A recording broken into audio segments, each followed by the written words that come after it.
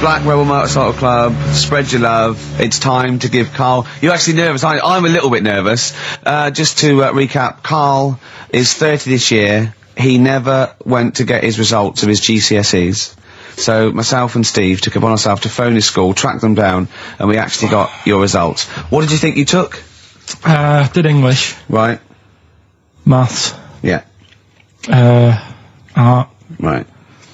And I think I did physics. Okay.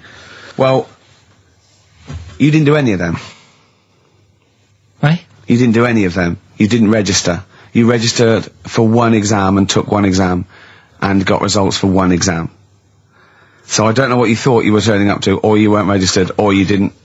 You're familiar with the notion of registering for an exam. You have to kind of officially register in order to be eligible. What do you mean, register? I turned up for a couple. Yeah, you can't just show up. You have to register for them. You have to pay this because it costs the school money, so they have had to have paid for you if they thought you were going to pass. You can't just turn up on the day and ask for some paper at the front. I never got a letter telling me that. Well, that's because you were never at school. But you did somehow register, or registered for one exam. You registered for history. It's a topic that you've always been interested in. I was saying to Ricky before, World War II, I loved it. I mean, not the actual event. No, the study of it, all you mean? the stuff like, you know, about the Anderson shelters and stuff like that. Yeah. And the bombs and that.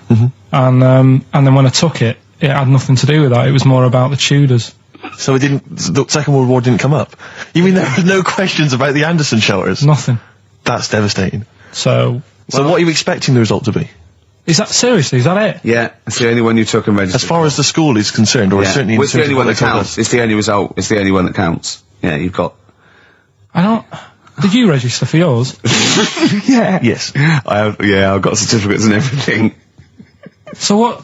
Do you do that before the exam? Do you have to go somewhere and sign something, or...? Yeah, you don't check your results and then decide if you want to register.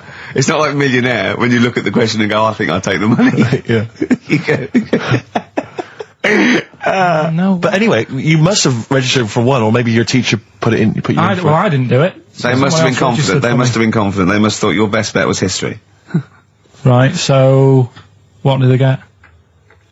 You got an E. Which I think, I mean, technically, is a pass. E? It's a bad pass, but there's F, and there's I mean, you're not going to be doing a PhD. you can get an F, right, which is fail, and then a U, which is ungraded. Now, I don't know why the U exists, because F means you failed. U is like them going, you not only failed, but you wasted my time. So... We're annoyed that you took this exam. So you thought they'd register me to get an E?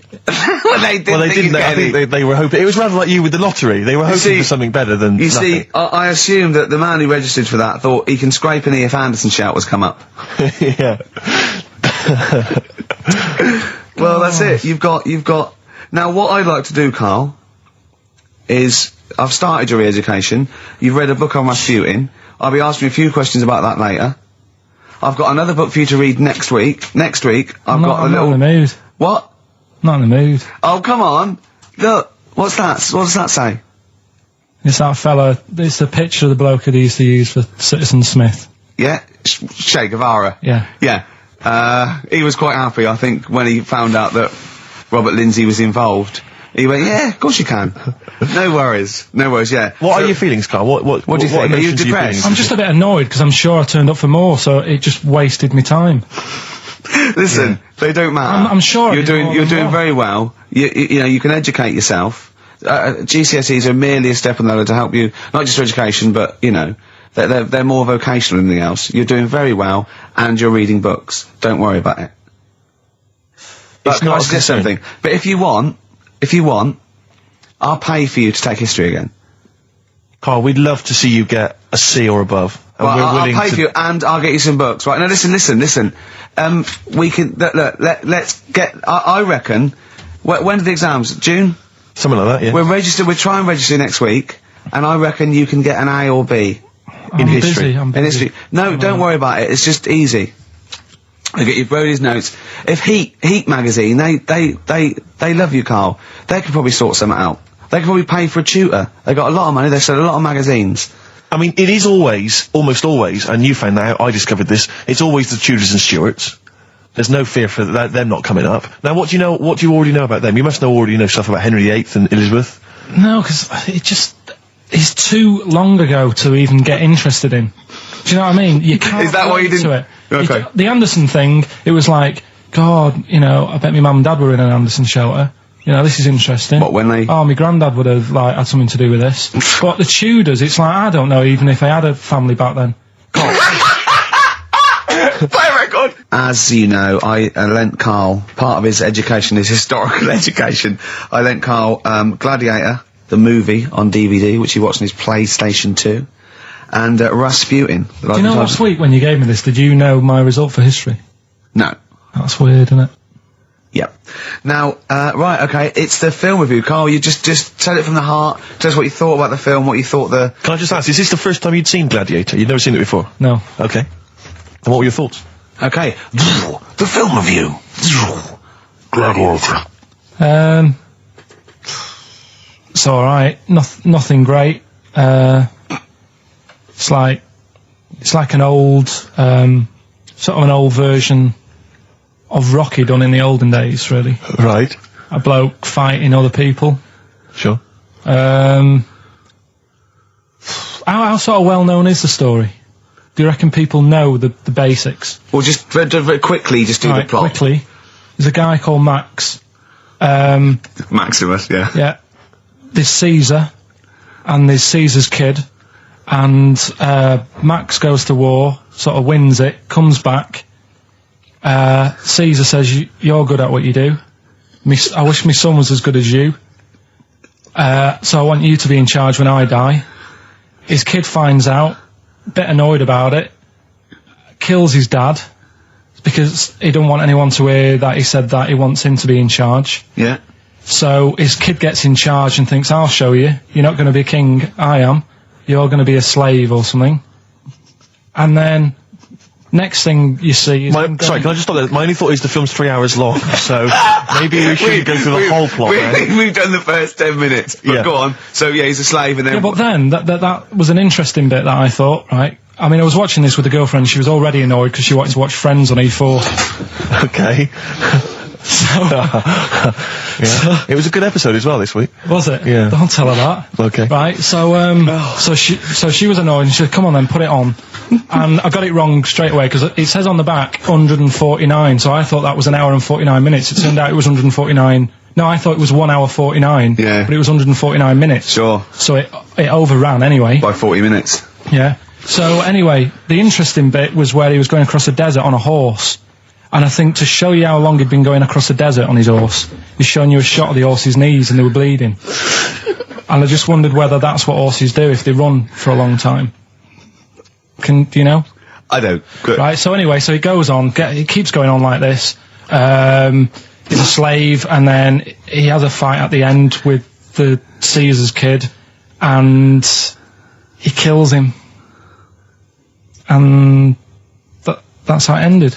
Okay, good. What did you think of it? Just generally, what bits... What do you think was wrong with it? Right, well, I've read up on it, and there's already a fact that is wrong. Right. Caesar's kid, he didn't actually kill his dad. His dad died of a natural death. Right, in real life, you mean? Yeah. Okay. And, what's Caesar's kid's name? Comedian or something? I think it's comedian, yeah. Yeah. That's where the name comes from. When a funny person is called a comedian. He didn't actually get killed in real life by Max. No. He died by his sister poisoning him, and he didn't die. No. Are you saying that this is not a historical document? It's wrong. All over the place. Yeah. Well, in next terms week, next week I'm giving you Braveheart, and that is actually true. That is factually accurate. I can't handle it. It is. It was a little Australian fella that helped him out. Just for people who watched it, Go on. know that the guy, Caesar's kid, Yeah. he died. His sister tried to poison him. That didn't work. Apparently, he was a gay fella, and his boyfriend, who was a wrestler, strangled him. Where did you get this information? On the internet. I thought I'd look it up to see how much of it I actually got right. Yes. And that's what I read. Okay, so out of 10? 5. Really? Yeah. Okay. It's no good. I wouldn't get it out. And it's annoying the way it says, like, you know, this film's got to be seen at the cinema, because I saw it at home, and I don't think I missed out on anything.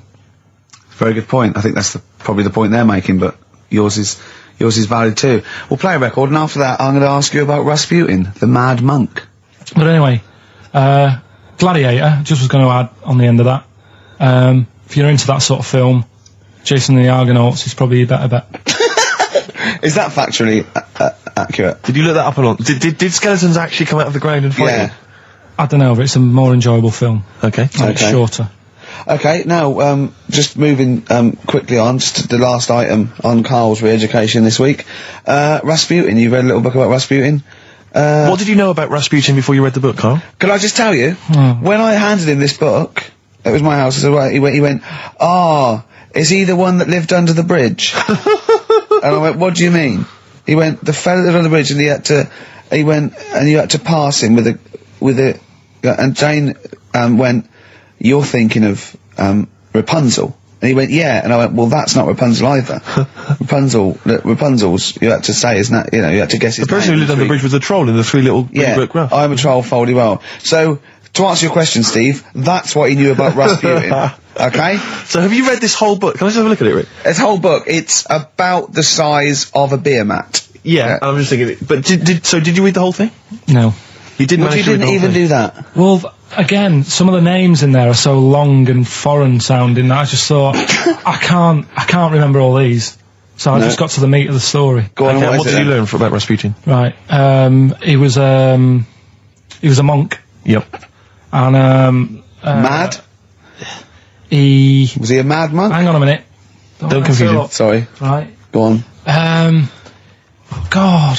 You see, this is what happened in the exams. Right, it was... Oh, don't do that when I'm drinking, Carl. Please, mate. He loved his women. And that's how the story started off. He had really nice... The story started off. Yeah. He had really nice eyes, and that's what everyone fell for, especially the women. Yeah. Anyway, the people back then thought he had special powers because he could hypnotise people or something. Oh, yeah. And it was about a little lad who had some sort of blood clot on his leg. And he said, just calm down and you'll be alright. And people thought he had special powers, but what he was doing is saying calm down, and he relaxed, and it stopped the blood flowing sort of as fast. And that's how he got better. But anyway, that's the only bit of special work that he did. And then he kept going on, and he was going in brothels and all that. And the people in the town thought, this isn't right, he shouldn't be going about doing this. And where did he live? Russia. Right. Is that right? Yep. What sort of era? I thought you'd might know, About 1800. Okay. Oh, right. Okay. And then... Do you want to check that, Steve? You got the book? People Well, got I know sick for a fact of that's him. not right. People got sick of him, and they said, oh, we'll have to get rid of him. So they tried to... He loved cakes as well as women. Okay. So they said, let's poison a cake. And they poisoned a load of Easier than cakes. poisoning a woman, wouldn't it? And he ate these cakes, and it just didn't kill him, and they were like, God, what's going on? And they kept giving him more and more cakes, and... He was suspicious. And that didn't work, so the fella said, that's it, I'm going to shoot him. So... Well, I imagine it was the end of his tether. So- I mean, he was back and forth to Mr. Kipling's, He go on. shot him once, and that didn't work, and the fella thought, oh my God. And he started running away, and Rasputin's running after him, and he shoots him like another, I think he took 4 Face bullets. full of, Battenberg. Four bullets. Who's It going to took, swear then? 4 bullets it took to kill him, and then this fella who was after him chucked him in an icy lake, and that was the end of him. But I don't understand, sort of, What don't you understand, Carl? well, the fact that, you know, he's a bit of a name in history, and I don't understand why, because it just sounds a bit like my brother. Does he love women and cakes? And do you think that'll be his downfall? Right, I want you to study, right, if you want to do, that's the first introduction, right, if you want to do some extracurricular... What would that get me? There's a song by Boney M that lays it out. Suzanne told me about that, saying about Russia's greatest love machine. Yeah. But it didn't say anything about cakes. No. I think if you get the 12-inch mix, No, but they say, according to Boney M, and I don't know who's correct, the bloke who wrote that, or M, they put some poison into his wine. Now, I don't know if, M, have done their research, or whether, they did shoot him until he was dead. According to them, he was the greatest love machine in Russia. I don't think it says that in the book, but M might know more than that fella. So what's your final verdict on Rasputin? Just a normal bloke who didn't have that much luck, really. That's what I don't understand. I was waiting for something special at the end, but just a normal fellow, really. Yeah, just an everyday. Happens all the time, doesn't it? Just an everyday mad monk. Yeah, just an everyday mad monk. You have to shoot and poison and throw in icy lakes to kill him, and who loves women and cakes. I mean, come on, do we need another one of them? Boring. So what would you say about him then? How would you sum him up? I think you've done it. I think you've done it. There you go. So next week, Che Guevara, you going to read the book? I don't know. Come on. Next week, Che Guevara. Take it home. There he is. Give it here then. Anyway, okay then, well, you were tested on Che Guevara. Right, Carl. We should just remind people what happened, because This last is a little week series. I've got lots of these little books, right? They're about, like, 2.5 inches long by about, 2 inches wide. Those tiny little things you see in the, sort of on the front counter of Waterstones or Smiths. And it's, The Life and Times, a series of all the greats in history. Last week you read about Rasputin. He wasn't impressed. No. This This week... book's a little bit thicker than the Rasputin one. No, it's the same, I think. Was it? Maybe the writing's Bigger smaller. writing or something. But okay, Che Guevara. Who was Che Guevara? Just now, you learnt to pronounce it, right? And how do you remember? You told me the week how you remembered what his name was. Che is like shake, and his surname is like guitar. Right. Shavar. Okay. But anyway, right. Tell us what you know, and we'll ask. Right. First of all, his name isn't really Che. Right. It was something else, and Che means buddy in wherever he's from, Argentina. Mm-hmm. Right. That's right, isn't it? Yeah. Yep. Right. So anyway, he was born, and he was. By the way, Carl's not reading this from a book now. This is all out of his own head. This is not pre-planned notes. No, this is. I mean, I know it sounds written, but he's just. Yeah. Right. Here we go. Go on. He was born. He had bad asthma as a kid. Right. Which I thought was quite interesting, because they didn't have cars and that back then, and that's what they're blaming asthma on these days. The bad build-up of traffic and that. Well, they did have cars, Carl. Not as many as they have now. Okay. So that was something I picked up early in the story. He had asthma. Yeah. His dad was into he wasn't a politician or anything, but he was, they were into the politics. Sure. So he sort of grew up around a family who was into, watching the news and that, and keeping up to date on what's going on in the world. So that sort of rubbed off on him. He went to school. He was doing stuff on medicine. Yeah. Yeah, he wanted to be a doctor, or he thought he did. Yeah. Anyway, he learned really quick. He did like 6 months work in about 3 months. So he could have some time off school or something. Right. So he took that time off and went to travel South America with his mate on a motorbike. Yep. Yeah. And he saw all this bad going on in the world, and he thought, oh, this is bad, this. Yeah. I could do something here. I could change this, make it a nicer place to live. So he said, what I'm going to do is join a gang that sort of is against the like the government. Yeah. Right. Right. Am I right so far? Yeah. You're doing very well. Right. And the woman who he met, who was like running this gang, is a woman called Hilda, who he later married. All right. And Hilda introduced him to Castro, Right. who was like the head cheese of the gang, Right. who wanted to change things. Okay.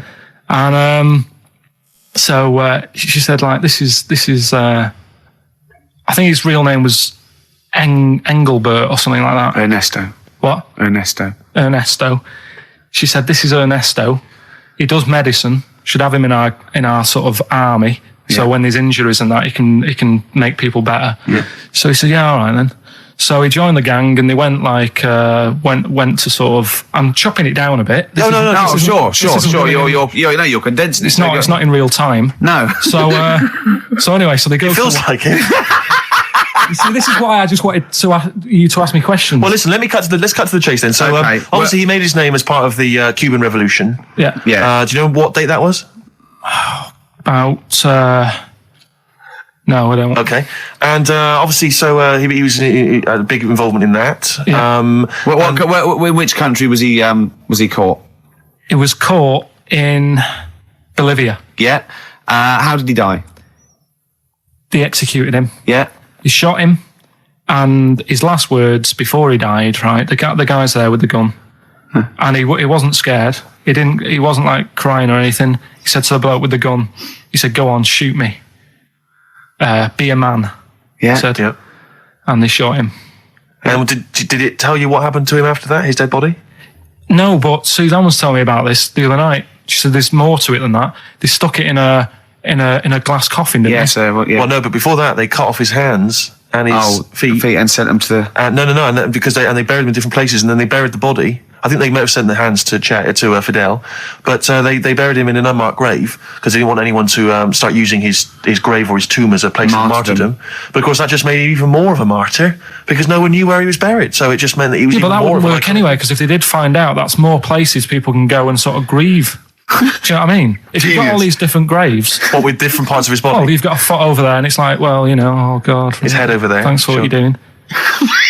He's a genius. Yeah. No, So all in all... essentially, what's your summary of Che? Yeah, you like him more than Rasputin, don't you? A lot better bloke than Rasputin. I can understand why he gets one of those little books. Well worth knowing about, and good bloke. Did a lot, you know. Crammed a lot into his short life. Yeah. But, yeah, interesting bloke. But just on the subject of Che Guevara, Steve called me up in the week because he was going through the duty log. We love the complaints on the BBC duty log, and someone had written in because one of the Blue Peter presenters was wearing a Che Guevara T-shirt. And what did the bloke say? Yeah, this is a series of people can phone in and write and complain to the BBC about different things. Why would you complain about wearing something? Well, this was the thing. Is you can phone in about the best. I mean, there's been some amazing complaints. Oh, there's some great ones. The best one, my favourite one that wasn't a complaint, but was actually just someone had to phone in, was what an excellent edition of Kilroy this morning. Yeah, Which I but thought there's was lots of that. There's things like Esther was superb. Yeah. Woman call Yeah, one. Woman called. There was a brilliant one I remember once, which was Robbie Williams was wearing a Nike T-shirt on top of the Pops last night. Product placement on the BBC. It's just all So things like pathetic. that. Yeah. But anyway, this was one phone call. There was a presenter on Blue Peter. She was wearing a T-shirt with Che Guevara's face on it, Right. and someone had written in and said, or someone had phoned in and said, very worried to see a presenter wearing Che Guevara's face on a T-shirt. Are you trying to turn my children into communist revolutionaries? Yeah. Imagine that. Imagine who's thinking that. Who's bothering to phone up with that information, Carl? Yeah. Who knows what they're going to say about this show? Yeah. I mean, you've been championing the work of communist revolutionary Che Guevara. Luckily, no one listening to this show can either write or operate a phone. So I think we're pretty safe. So thumbs up for Che Guevara. Yeah. Well done to Carl there. Yeah, no, I thought it was I did brilliant. all right, didn't I? But the thing Yeah, is, that- Carl, that- you keep saying to us you don't understand why history's interesting, and yet you're clearly interested by that. You remembered that Carl, information. I've got another. I've got a few in the series. Can I give you your next week's homework? Go on. There you go. Oh, Read it out. Hitler. Hitler, the life and times of Hitler. 1889 to 1945. Yeah. Yeah. Do you know much about him? What was the significance of that last date? Why did he? What was that last date, Carl? Why do you think he died in 1945? End of the war, Yeah. which I'm interested in. So this will have stuff about Anderson shelters and that. it might not be covered in the Hitler biography, the Anderson Shelter, but Just check if there's a special Anderson chapter. Anderson Shelter chapter. Well, I'll look forward to this. Yeah, Be interesting. Powdered Egg is page 4. Yeah. Excellent. Well, we're going to play a hip hop. Yeah, it's time for a hip hop hooray. People are absolutely in love with this feature, Rick, as you well know, and I know you're somewhat jealous of it. Yeah. This week, I know that Outkast are currently on the playlist, aren't they, with their new single "Whole of the World"? Is that Yeah. or the whole world? Anyway, this is a track from the big compilation Outkast. It's just a sort of compilation of all their greatest hits, and this is a good one. It's called Rosa Parks. Play it, Carl. From their greatest hits album, that's Outkast, and a track called Rosa Parks. Like it. Yeah, enjoy it. Yeah. Now, we just had a call from someone impressed by Carl, and Carl's very pleased because this guy has actually done a PhD on Che Guevara. So in theory, whatever subject he chose, in theory, he's probably one of the experts in the world on this particular field. Now, hello, are you there? Yeah, I'm here. Hello, what's your name? My name's David. David, now where did you do your PhD? At UCL. Did at UCL, mild college. And what was the actual title of the PhD? It was Che Guevara's influence on class struggle in Europe in the 60s. And what did you think of Carl's performance? I thought he did really, really well. The only thing, I'd never heard those last words before. So Carl actually knows something you don't know. Yeah, possibly. Although you presumably not take that as verified information. You probably wouldn't take everything Carl said as gospel. You'd probably look it up yourself, would you? I probably would have a look, yeah. Did you know about babies' eyes? Sorry? Did you know that babies' eyes don't grow? I didn't know that. You see, that's why you shouldn't take Yeah. things Karl says as gospel, because it'll come out with something, vaguely intelligent, and then say, did you know about babies' eyes don't grow? Any questions that you'd want to test Karl on? Any thoughts? Anything he missed there on the history of Che Guevara? I think he did really well, and I think he should be congratulated. Because Dave. Karl has problems with understanding why people are interested in history, and even though he's been reading these books, he keeps saying, "Why does anyone care about history? Why is it important?" What would you say to Karl? I think he should maybe then look at who Che Guevara did influence and why he still influences people today. Yeah. Well, he knows that he influenced Citizen Smith, and he knows that if McDonald's ever wanted to swap Ronald McDonald for Che Guevara, it would cost him an awful lot of money. So he is trying to apply it to the modern world. He is having a go. Well, maybe you should think like why Rage Against the Machine have him on their T-shirts. Good point, Karl. What do you think of that? Why do you think they have him on the T-shirts, Karl?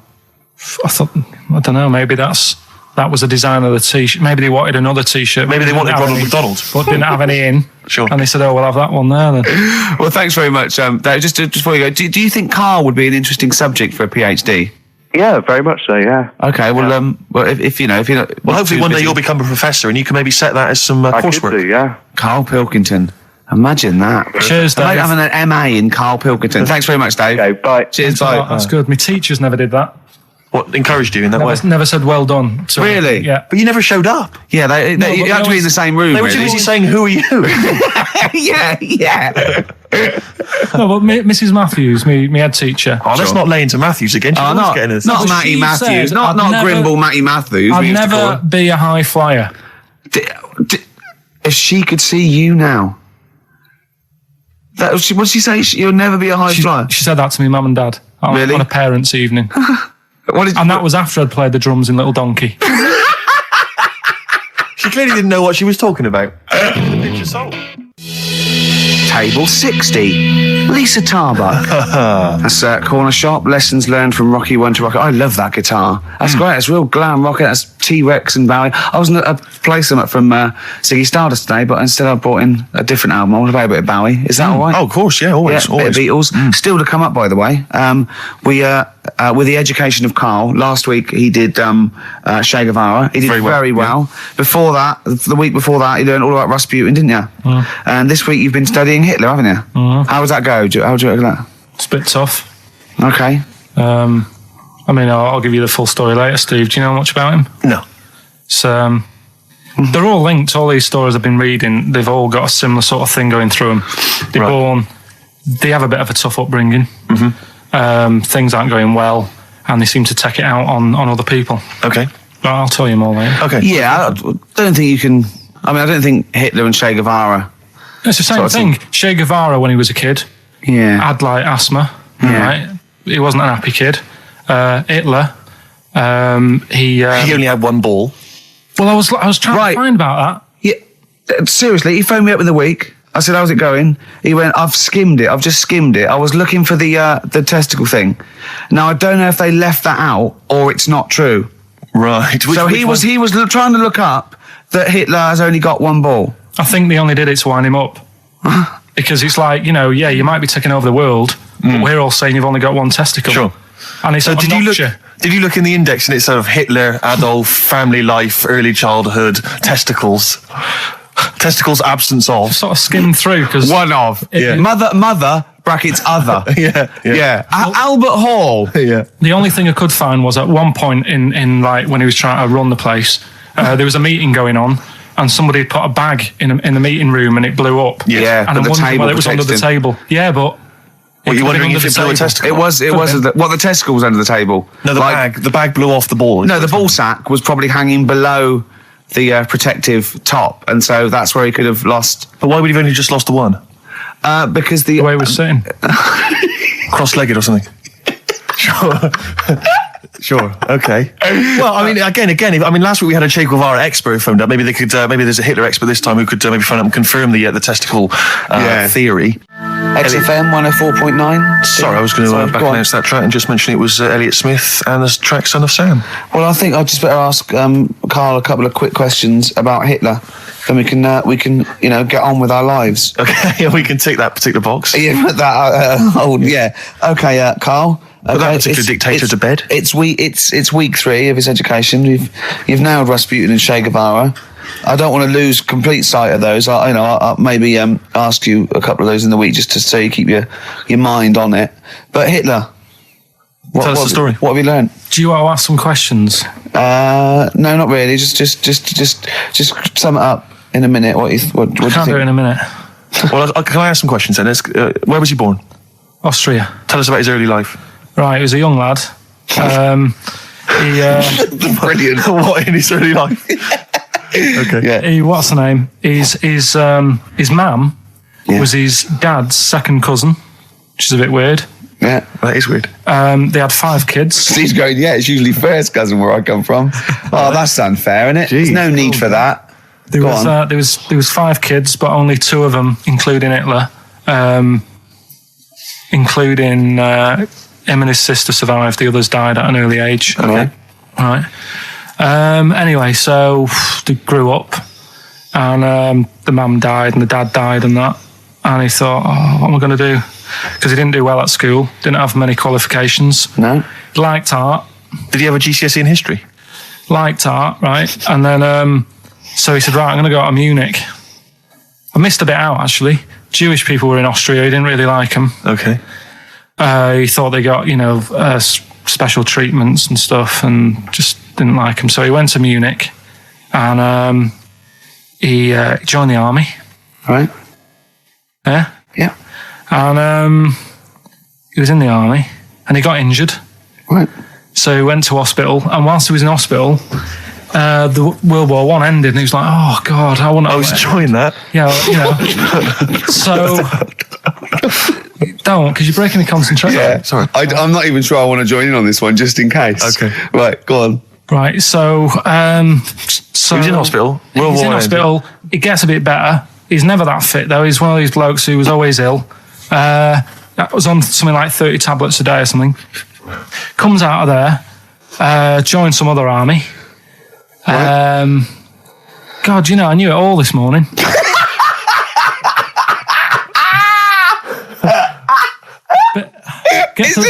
I can see it running to ground.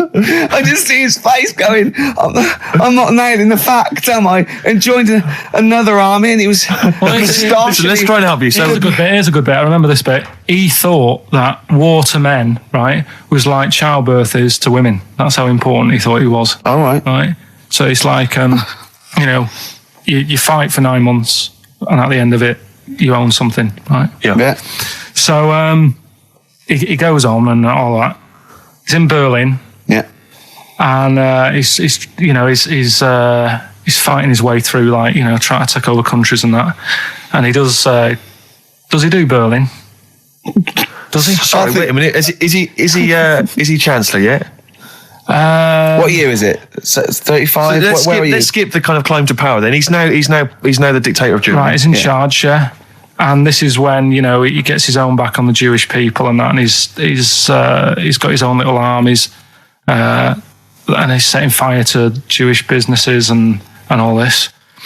And anyway, cut a long story short, Please do. When he came to fighting Britain, Yeah. came a bit sort of unstuck, Yeah. right? Started fighting. Not back. so easy, is it, this world domination, Adolf? Britain was there.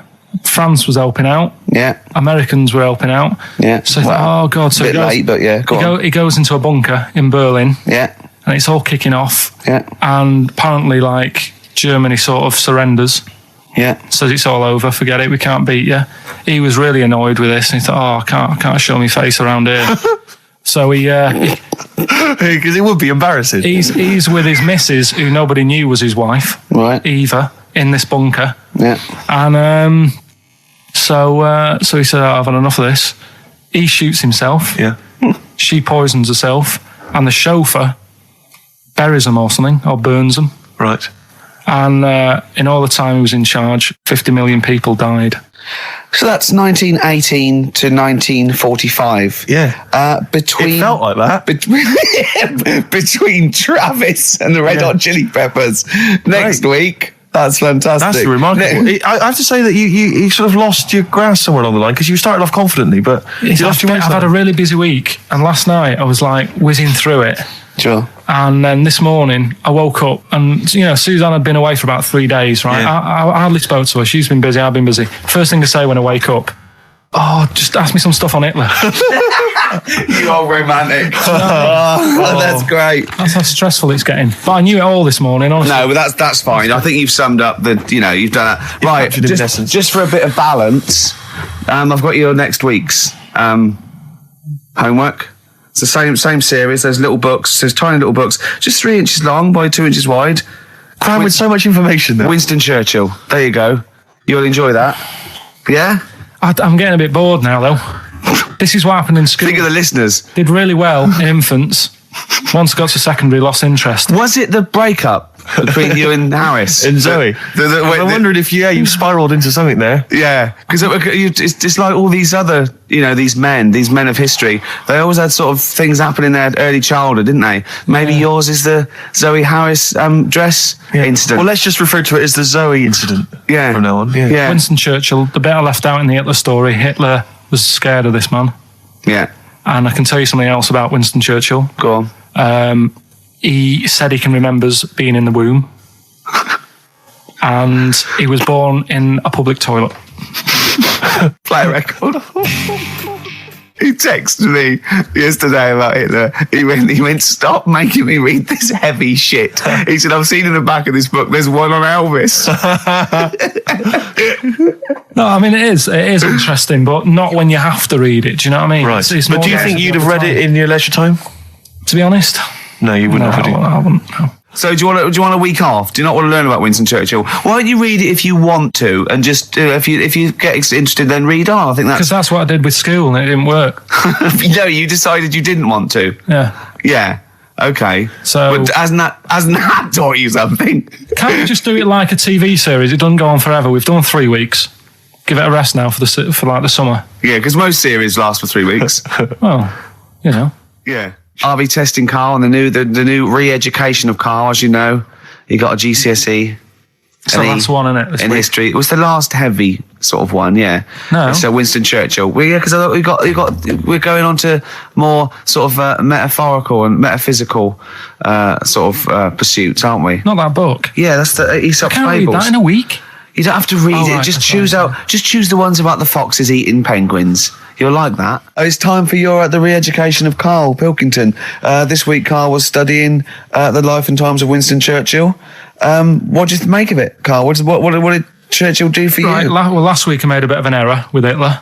Yeah, you Just tried to remember too much, and it was way too much for me. Sure. So what I've done this week, sort of flicked through, got a few of them basic facts. Yeah. And what I've learned, right?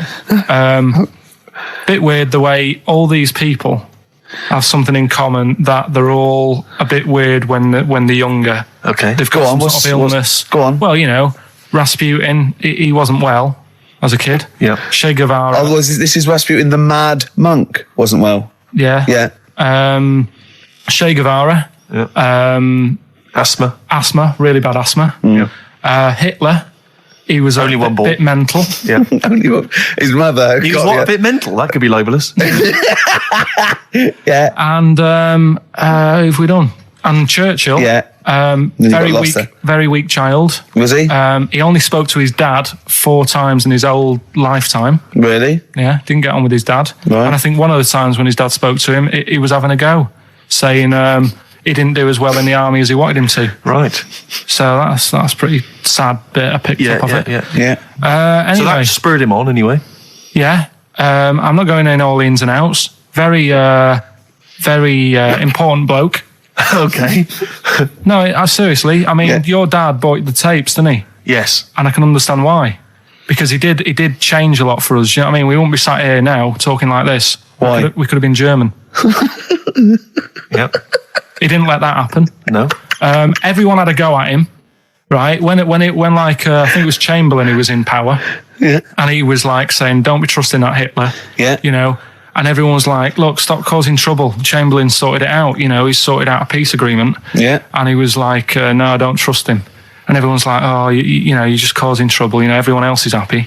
Then it turned out that Hitler did actually do the dirty, Yeah. and try and come over. I remember didn't he do something? He started a war or There was something. a conflict of some kind. Yeah. Started a problem, and everyone went, "Hang on a minute, that Churchill knew what he was talking about. Yeah. Yeah. Get him back in charge." Sure.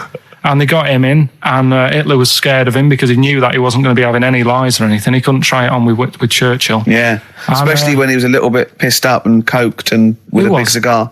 Churchill, He wasn't He wasn't doing that.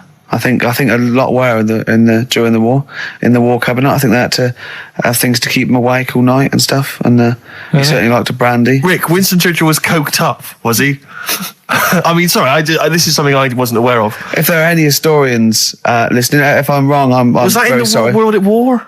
No, I don't Winston think Churchill so. was- I Any don't think he did. historians or experts on war did Churchill and not some of the other people during I think the First and Second World War take a little bit of cocaine? So when he said that Doctors certainly used to. Hitler liked cakes, would they be like the funny sort of cakes? No, he probably did like a little bit of Madeira cake. Right. Yeah, that's probably nothing like that. Sorry, carry on. So anyway, He beat the Bosch. yeah, did all that. Oh, that's steady on. His personal life's nothing to do with it. And the most amazing bit is, right, he wasn't fit, and he had a couple of Well, strokes. he's a good-looking bloke in many ways. Well, he had a couple of strokes, but he had a stroke on, say... We've had that. He beat the Bosch. He we liked to talked have a about couple of beating the strokes. Bosch, Let's not get into innuendo, Carl. It's stupid. Right, say he had like a stroke on a Tuesday.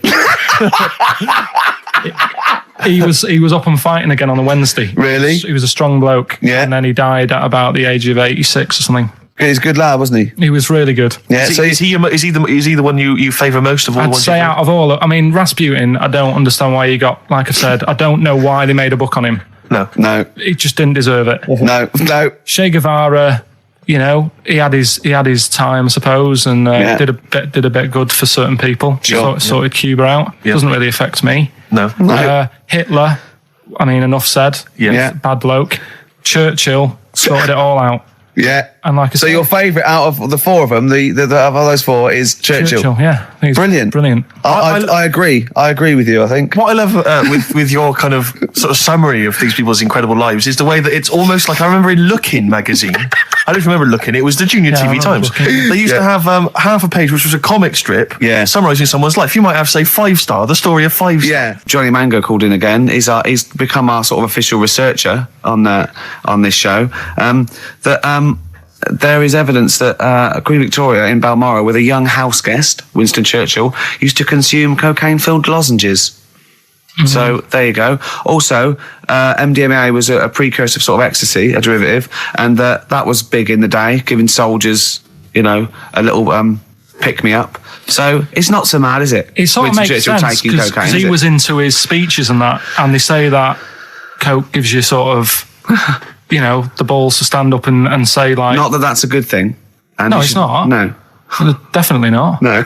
Right, but apparently it makes you confident, doesn't it? So you can stand up and say, we're going to fight them on the beaches. Yeah. And all that, and sound like you mean it. It's exactly, yeah. When he was sort of like, a little bit pissed up with his cigar on, coked off his tits, he wanted to fight. He didn't care where it was. He'd fight on a beach. He didn't care. He didn't care if he got sand in his new trainers. Exactly. He was boozed up. Yeah. You want to fight? yeah, that's why he was coming hard. He was very much, you got to think of him as the Liam Gallagher of his day. Yeah. Oh dear. bad. Do you know what a fable is? I tried to explain briefly. Do you know what a fable is? I've got a Carl? rough idea. Okay, it's a thing that uses sort of metaphor, analogy, just to explain sort of morals. I mean, they're very very old for a start, and it's all. I'll give you an example of one. A quick one. Oh, the one about the dog with 2 bones. He goes to a dog's got a bone. He sees its reflection in the lake, and he thinks, "Oh, that dog's got a nice bone. I'll have that." And as he goes to get that one in the reflection, he drops the one he's got, and that's one about I think Be happy with your I lot. was told one when I was younger. Go on. I think it was one. This young lad, he's got a dog, right, and he's about 8 years old, and this dog, he's had it since he was about 4, and it's a bit tired now, and he chucks sticks for it, and it doesn't go for it, and he's saying to his mum, "Oh, I want a new dog because this one's useless. It doesn't do what it doesn't have any fun with me." So they say, oh no, but Rover's a good little dog, you should look after it. And he's like, oh, I don't like it, I want a new one. So they buy him a new puppy, and it's running around, yapping about, and he's loving it, and he's playing around with it in the grass. And then one day he goes to the park, and he's messing about and rolling about with it, and he falls into the lake, right? And the little puppy's like yapping at him, and he's going, help me, little dog's yapping. And then the old dog comes and gets his collar, and it pulls him out of the lake. And he goes, oh, God, why did I forget about you? You're the better dog. And he loved that one again rather than the puppy. I got a feeling that was Lassie. Well, yeah, that was an episode of Lassie. What's the moral? What's the moral there, Carl? What's that telling? What's that explaining through analogy? Sort of, don't forget the old. Look after old people. I remember there was one I heard once about a young boy who got trapped in a lake inside a cage. But he loved his trainers so much. He wasn't going to get them wet. But even though he had to get out there, and even though he thought that was the important thing because it's material value, he actually drowned, and the trainers were no good to him then. Star Sailor. Now listen, I'll give this one. This is an easy one. Now just think, right? Think just what it means. They're not that hidden. They're not that cryptic. Just think what this means, okay? Okay. When the hares addressed a public meeting and claimed that all should have fair shares, the lions answered, a good speech, hairy feet, but it lacks claws and teeth such as we have. How would you use that? No. What do you think that means? This is translated from the, I don't know, Greek or something, I don't know. It was Aesop. Where's he from? Greek. Yeah. So shall I do it in my own language? Okay. So what would happen if there's hares and they have a meeting in the jungle with like loads of lions and go, hey, hold on, wait a minute. I think we should all be equal and share everything, all right? And the lions go, well, yeah, it's easy for you to say. We've got claws and teeth. Yeah. What does that mean? It's saying like, of course the hares want that because it's better for them. The lions get nothing out of it because they're already king of the jungle. That's right. So it's negotiating from weakness. Anyone can negotiate from strength, but negotiating from weakness is it'd be lovely. It's a lovely utopian look at the animal kingdom. But the way you said it is better than the way they worded it. Well, that's because Ricky's very much the modern Aesop. I mean, many people have thought that. That's why he's getting a lot of awards with the TV show. For him, that's a fake. So look, I'll take that home and read ones you like and tell me about the ones you like, ones that click. I don't care if you only come in with like one or two. Go, I'll tell you what, Rick, that's there's one thing that I've learned from that. Because sometimes you can know all these phrases and until something happens, you don't think, everyone's heard, I don't know, to err is human, to forgive divine. And then something, might happen. Do you go, oh, that's what that means. That's amazing. Well, you were studying Aesop's fables, weren't you, this week? Now, I'm going to be very liberal here and let you talk about it. It's not a test. I'm not, hey man, just like chill out. I'm not this like rigid sort of, box in society. Just tell us your views. Just tell us your vibe on Aesop. Tell us something. What have you learned from these fables? He made a bit of money out of something that's quite simple. I don't know if he did make any money out of it. I mean, I think it was published like thousands of years after his death, but go on. Yeah, they're just little stories. I mean, enjoyed them. Yeah. Didn't learn anything from them. Okay. Or did you see? Because it's teaching through sort of like metaphor and analogy, and maybe it all seeps in and it's all subliminal, and maybe in a way your subconscious is teaching you. No, it's silly, Ricky. It's silly. If the stories were done in like a real way, that there's like a man and a woman, and it's a little story that something happened to them in life, then you learn something. But it's all about, a gorilla and a fox are walking through the woods. How often does that happen? Sure. So you're saying if it was more like if it was more true to life, if it was more like, maybe if it was more like real stories, like a kid on his grifter and a magpie pecking at his head, or two frog boys with webbed hands. I mean, if it was real stories from real life that people could believe, actually happened, maybe it would teach us something. But why not do that? Like take a real situation, say like the So Solid Crew guy, yes, going down for carrying a gun. Use that in some way. Do you know what I mean? As a warning, maybe about carrying guns? What about something like if you carry guns and that is illegal, you could have some sort of punishment? Yeah, that's Good. So That's what you it doesn't mean, bother yeah. you then that the fact that these fables have been used for many, many generations to educate maybe young children or even older people, the fact that they've served a brilliant function and they've become classics, that doesn't bother you? You've seen through them? Well, they don't always work. Okay. When I was out with Rick the other day, he brought one up. I told him the one about the two mice, the industrious mouse, who throughout the summer he would be storing berries, nuts and berries, and he'd be storing it, and the other mice would just be eating off the trees and running around and having a laugh. And they go, "Well, you're going to become hungry." And he goes, "Oh, I'll worry about that when it comes to it." And they'd do that, and he'd be storing his nuts and berries, and autumn came, and the mouse was still playing and not doing anything. And then winter came, and the silly mouse was like shivering, and he went and knocked on the mouse's door and went, "I'm freezing and I'm starving." And the clever mouse said, "Well, I told you, didn't I? You know, you should have been storing your nuts through winter like I did. Come in and share mine." You know. And what did you say, Carl? Well, and the moral of that is whatever. Yeah, you know, sort of, you know, just be careful. But my thing is that it's not very good, because the moral of that is do what you want, and there's always a do-gooder, a share there. Yeah, that's sure. Yeah. But the way I think, which is more sort of 2002, the ending should have been, the guy with all the berries should have been going, "Oh, I'll be all right come the winter. I've got loads of food. I'll be safe." But then, as he's going into his little hut at the beginning of the winter, some sort of bus or something comes and kills him, Right. and it's like, You should have partied hard because you might die. Yeah, enjoy life whilst you've got it. Yeah. Okay, and if winter comes, just starve to death. Well, worry about tomorrow. Okay. That's See, my I'm little wondering fable. if there's a new book here. I really am wondering if there's a Karl's Fables. He's been coming out with some all week. He keeps going, "Well, that's a fable, isn't it?" Yeah. So what's your favourite fable in there? Have you learned anything from this book? Is there one fable you liked? Yeah, I mean, What did you like? they're all right. What did you like?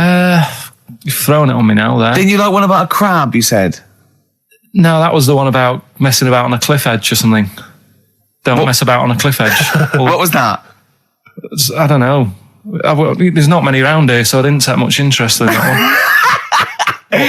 You know what I mean? God. Um, I'm doing my best here. I'm don't trying. remember any? here's one. Go Yeah, on. here's one that was quite nice.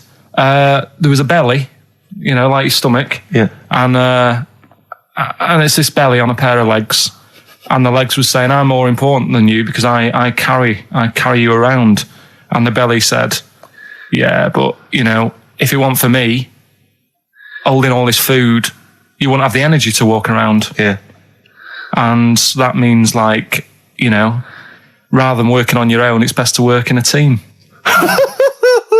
Yeah. So, Well, the one similar to that I was taught when I was little was a vision of heaven and hell, and it went down to hell, and in hell, right, there was these people had 20-foot long chopsticks, yeah. and they were getting their food, and they couldn't get the chopsticks into the food and get it round to their mouth because they were just too long. Right. Right, that was hell. And in heaven, they had exactly the same thing, but they were feeding each other. What? Right. You don't like Chinese food? Is that what you're thinking? Is that what your concern is, Carl? No, I'm just... Well, see, the one I remember, I can't remember the ending of it. It's about two nuns in a bath. Yeah, I know. I can't remember what it is. Yeah, Do you remember that's that it, one? yeah. Or are they on a bike? Maybe? That's two adventures. It's the same nuns, but they go to all sorts of adventures. They're normally quite erotic adventures. Well, they are, but there's one when they're driving down a cobbled street, I remember. Oh, go on. And then there's the other, then of course Whalebones on XFM 104.9. I'm Ricky Gervais.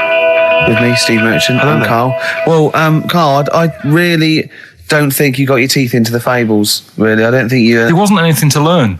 I read a couple, thought, yeah, that's all right, and put it down again. There wasn't anything to learn. It was all stuff I knew already, but made up with nice little foxes and bears and stuff.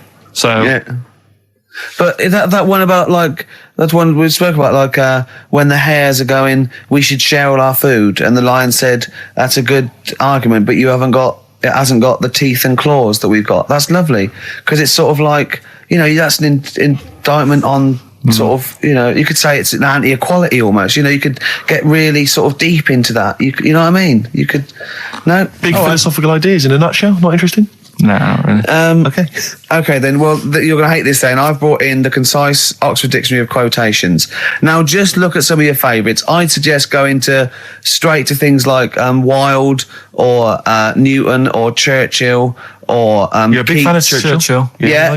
He's the boy. Yeah. Right, okay. Let's go through that old Kramer. Newton. Right. Right. Here's a famous one. Okay. This is Isaac Newton. If I have seen further, it is by standing on the shoulders of giants. Do you like that one? So there's a meaning in it. Yeah. Well, he hasn't actually stood on the shoulders of giants. So remember, he's an amazing inventor and mathematician, and he discovered the incredible laws of the universe. And he's saying, If you want a good view, move into a multi-story. He's saying, if I have seen further than the people, and he's being modest here, it's because I've stood on the shoulders of giants to get that view. If it weren't for all the people that have come before him with their great insight and knowledge, he wouldn't have seen what he's seen. He's taken his learning, isn't it? Those people have given him say that instead of making up. That's what I've got a problem with. People don't say what they mean. Poetry, art, and in life though, people never say what they actually mean, and there's loads of books on it. I don't know. But the point is that he's just summarised quite a tricky idea beautifully. It's beautiful. That gets into you much deeper than just the words, just the literal words. You know what I mean? One of my favourites is from an American novelist, and the quote is talking about the subject of fame and being famous. Yeah. Fame is a mask that eats into the face. Don't you think that's amazing? Meaning? Well, meaning that fame is something that is artificial, that you wear initially, you become famous, but it's ethereal, it's nothing, it's intangible, it's just an artifice. But if you stay famous long enough, you begin to think that mask you're wearing is really your real face, so that you begin to, think that you are more than you perhaps are. Do you see what I mean? In the way that fame and power can corrupt. Oh, who said that? It's an American novelist, I forget his name. Yeah, it's all right. Yeah, there's something in that. Yeah. Okay. Pick another one, right? Yeah, let's have a look. Bernard Shaw, he's no slouch. I think maybe when you take this book of quotations home, Carl, you should maybe just draw up maybe a list of 3 or 4 of your favourites and tell them next week. I want to do Shaw and Wilde. I look at Shakespeare as well. He's. Are you a fan of Shakespeare? No. Go on. What's your problem with it? Just the way they speak. I can't follow it. Yeah. Yeah. Do you like West Side Story? It's really old as well. I can't relate to it. It's like years and years ago, isn't it? That's why I like Churchill. Because 1940s. Yeah. Look at this. This is Shaw, okay? There are 2 tragedies in life. One is not to get your heart's desire. The other is to get it. Again, how would you see that in your little... Well, that's one homework then. I'll mark that. That's your homework. You've got to work that out. You've got to tell me what you think of it. Say again? Don't ask Suzanne. It's there. All right. There are 2 tragedies in life. One is not to get your heart's desire. The other is to get it. Okay? Take that home with you. And we'll be hearing Karl come up with some amazing quotations next week. Yeah, pick out your favourites. Well, just read that book anyway. Can I just say it? This is one of a beautiful... It's Keats, right? What do you think of this? A thing of beauty is a joy forever. Its loveliness increases. It will never pass into nothingness. See, this is just like how it was at school now. The last couple of weeks have been quite interested in what you've been giving me. Now it's really like, okay, I really don't care. Now what about this? Now I did philosophy, and philosophy is obviously the quest for knowledge. And this, look, listen to this though. This is what Keats came out with. Philosophy will clip an angel's wings. Isn't that beautiful? Yeah. Don't be constrained by what's dream a little. You know what I mean? Just go beyond. I don't agree with it, but it's a lovely bit of poetry. Yes. Yeah? So you're going to read that for me, are you, Karl? Yeah? Just pick out 5 of your favourites. Yeah. The ones that mean something to you. And then next week I'll bring you in pictures of animals. Brilliant. Okay? We'll do it. Okay, and some sweets. Black Rebel Marks out of whatever happened to my rock and roll. Well, near the end of the show, it's time for the re-education of Karl Revisited. Mm-hmm. Still got Nick Cave to come, haven't we? Absolutely. Now, Karl, you read a quote book. What did you learn from it? What? Tell us some pearls of wisdom. Just keep it down to 1 or 2, your favourite things and why you like them. Right, well, you said just pick a couple. Yeah. Right? So I wrote a couple down last night. And what I did so they weren't boring, right? I've sort of... Don't think you can ever be boring, No, but go on. but what I've done, I've took like different ones. So I've took a good one that I think, that's a good quote. That was worth putting in a book. I've put one that isn't really a quote, so I don't understand it. Oh, yeah. One that isn't clever. and a funny one. So a bit of variation all out of one book. Oh, how long did this take you? What did you do? Did you sort of like sit? About half an hour last night. And did you sit sort of like quietly at a desk or something? No, just in the lounge with the telly turned down. Oh, right. Just to give a bit of light to the room. Just had it on, but turned down. Have you figured out lights yet? So, so the first one, never heard of him. This guy called Dean Axon. Right. And this is a good one. He said, the memo is written not to inform the reader, but to protect the writer. That's good, yeah. Stuff. That's very good. That's It relates a lot to, office life and so on. Yeah, modern world and that. Mm-hmm. Right. So then thought, so I wrote that down because I liked it, and that's what he said to do. Second one isn't really a quote, it's more of a poem. Okay. So how does that work? Well, that's okay. Just read it. Right. Well, it's about suicide. Okay. Right? Razors pain you, rivers are damp, acid stain you, drugs cause cramp. Guns aren't lawful, nooses give, gas smells awful, so you might as well live. Lovely. That's from Dorothy Parker. I'll tell you what. It is, yeah. I hate it. I hate that. Why? It's nothing to me, that.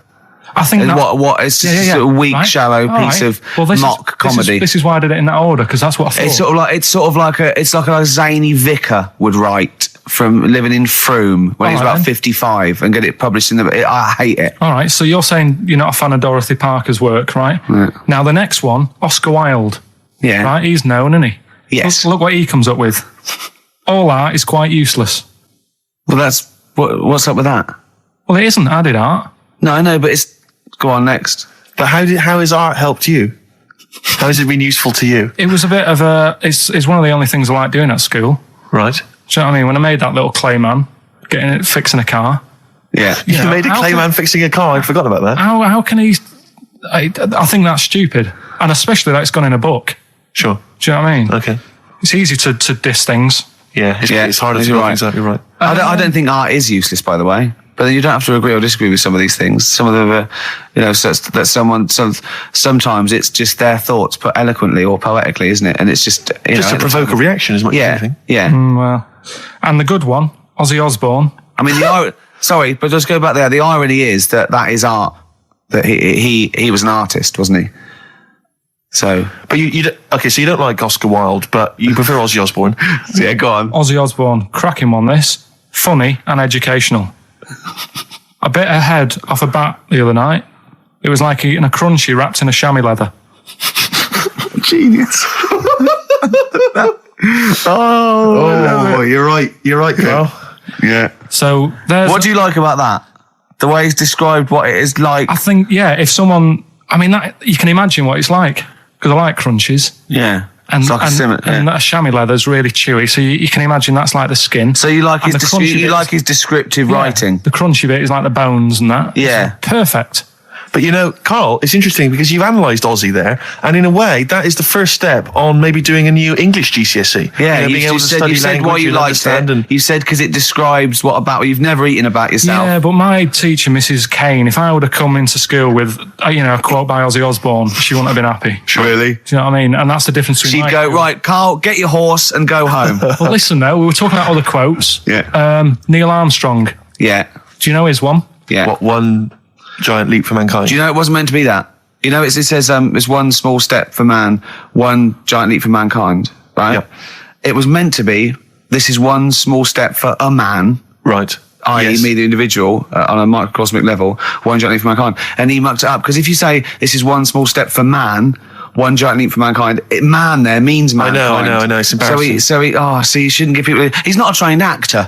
That's true. He's more of an astronaut, to be honest. Has he won any awards, Rick? No, there are no awards. Is he BAFTA nominated? Don't think so. But listen, right, he said another quote as he got back into the rocket. Have you heard about it? Go on. We're running out of time, and I'm just wondering whether it's worth saving as a bit of a teaser for next week. What did Neil Armstrong say as he got back into the rocket? Yeah. Is it going to be something like, that was boring, wasn't it? The mic's not still on, is it? Yeah. They're not still listening. Well, that's what I was saying to you. He could have said that, and it would have That's still not gone down. cheese. it would have still gone down as an amazing quote, wouldn't it? Well, listen, I think you Buzz should save Aldrin it, went, Carl. So I was meant to go first. No, I'll tell you what we'll do, Carl. We'll squeeze it in before the end of the show, because Ricky, you got to play your song for the lovers. Oh, you should play this. I don't think we'll fit it in. We might have to save it. Don't worry, we'll see what we can do. Well, Let's next play, week, by the way, you've got happiness quotations, a collection of thoughtful words and beautiful paintings. I'll just give you an example of one. Happiness is a perfume you cannot pour on others without getting a few drops on yourself. Lovely that, isn't it? Brilliant. You can't be happy with that. This is real Nick quick. Cave and the Bad Seed from the Boatman's Call. It's a beautiful song. Any song that starts off, I don't believe in an interventionist God is all right by me. And this is Into My Arms. Nick Cave and the Bad Seeds, Into My Arms. Well, that's it. We've run out of time. We have indeed. So no time for Carl's quote. That'll have to come next week. Yeah, we'll save that for next Neil time. Armstrong. Well, I hope you enjoyed it. Goodbye. All right, Rick. Come on, I'm sounding a bit chirpier. It's not that depressing. Well, yeah. Sports next. You know how excited you are? Go on. You love the sport, do you?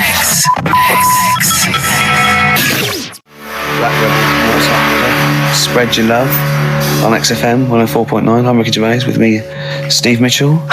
And now it's Carl's bit. It's the re-education of Carl. He's like Liza Doolittle. And now he's coming to, or Lawnmower Man, if you've seen that film. More like Lawnmower Man, if you've seen the film. You'll know what I mean. And his homework was to just study quotes, really, on happiness and stuff and general well-being. He's not a big happiness quote fan, are you, Carl? Not really. So what have you done? You've come up with something, haven't you? Right, yeah, I told you, right? Because a lot of these are just things you say every day. They're nothing special. So what I'm doing... Well, you say them every day. Well, the sort of things you come out with and you don't even think about it. Do you know what I mean? Yeah. They're on the TV all the time. People on the radio are saying these sort of little quotes. Sure. And what I've done is, remember that programme on Channel 4, Faking It? Yeah. Where they got some, like, posh kid to be on a door and all that. What I've done, I've... Imagine if that was the pitch for the show. Dear Channel 4. Just going to get a posh kid on a door or something? Yeah. Yours Come sincerely, in. Carl. Come in. Yeah. TV producer. Yeah. Go on. So what I've done, this little book of quotes, happiness quotes, I've picked two that are real, Okay. and I've made one up, right? And we've got a guess. And you got to guess. Okay, then, go on. Well, I'll tell you what, Rick. Why don't we, when we've heard them, we won't confer. No. You'll write down yours, Yeah. A, B, or C, and I'll Yeah. write down mine, and we'll Sure. see how it Okay, goes. Carl, off you go. Right, and just because I'm looking at this book, it doesn't mean I'm actually reading. No, I know. Don't worry, we're clever. No, we know. We can't see yet. Can I Yeah. call my bluff? Yeah. Go on Okay. then. Nothing is worth more than this day. Okay. Yeah. Yeah? All right. Yeah. The way I see it,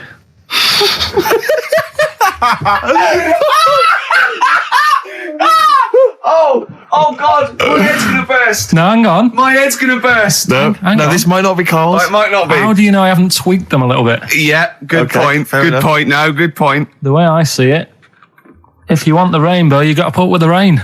Yeah. Okay. All right. All right, yeah. Okay. Hang on. It's not here.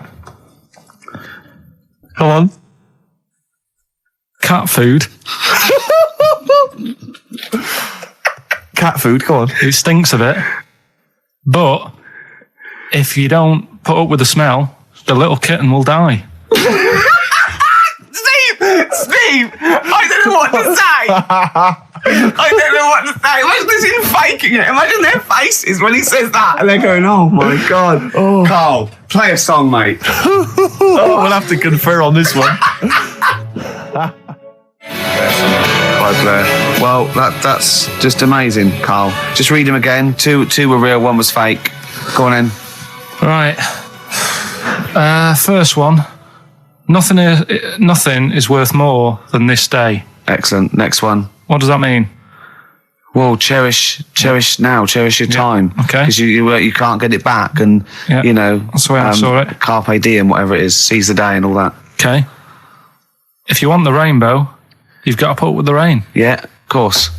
Yeah, rough with the smooth. You know, it's not all plain sailing, but you know, rainbow's beautiful, but it comes because of the rain, which you might not like. So Yeah. make the most of everything, and Yeah. good. Cat food doesn't smell good, but if you don't put up with it, then the little kitten will die. Right, now, Carl, that is a good effort. Now, that one's yours. I mean, obviously, right? Right. Right, no, but it's a good effort, right? I mean, it slipped seamlessly into the others. Yeah. Don't think it didn't. No, but it's good. I mean, we knew it was that one. But what I will say is, it's good.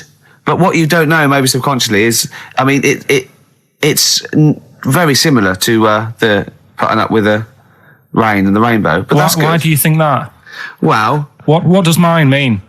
well, even though it smells bad, it's good for something.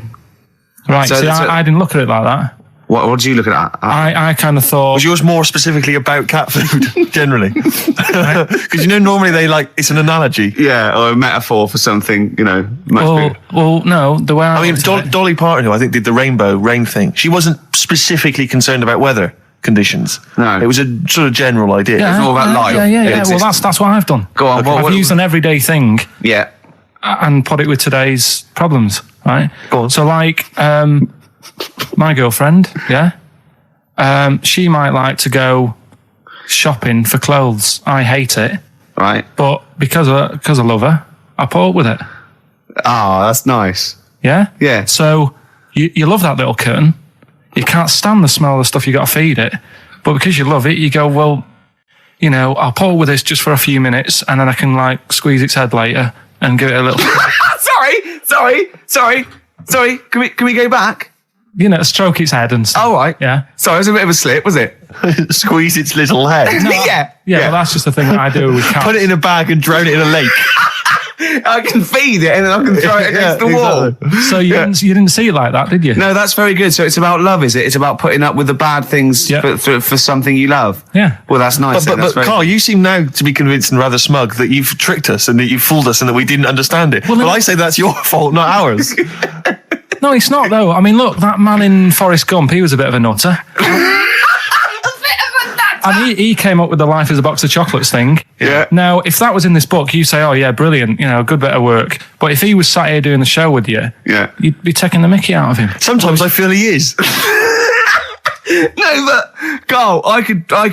In fact, if people are out there, we're too lazy. Could you write down everything Carl's ever said? Because I think we could publish that. Yeah. He said one today. He saw my salamander. It's not a euphemism. He saw my salamander, and it's just sitting there in the tank. Your exotic pet. Yeah, and he's worried about there not being a lid on. And he said, I went, what are we worried about? He said, wow. He said it sits there for 24 hours a day, obviously planning to get out. Well, it's got nothing else on its mind. And the daft thing is, he has actually got the lid ripped up a little bit. It's got nothing else to think about. And it'll be looking up there, and it's going to get out. But what's the worst that could happen? What's it thinking? What do you think it's thinking, this salamander? It's got its eye on the DVD player.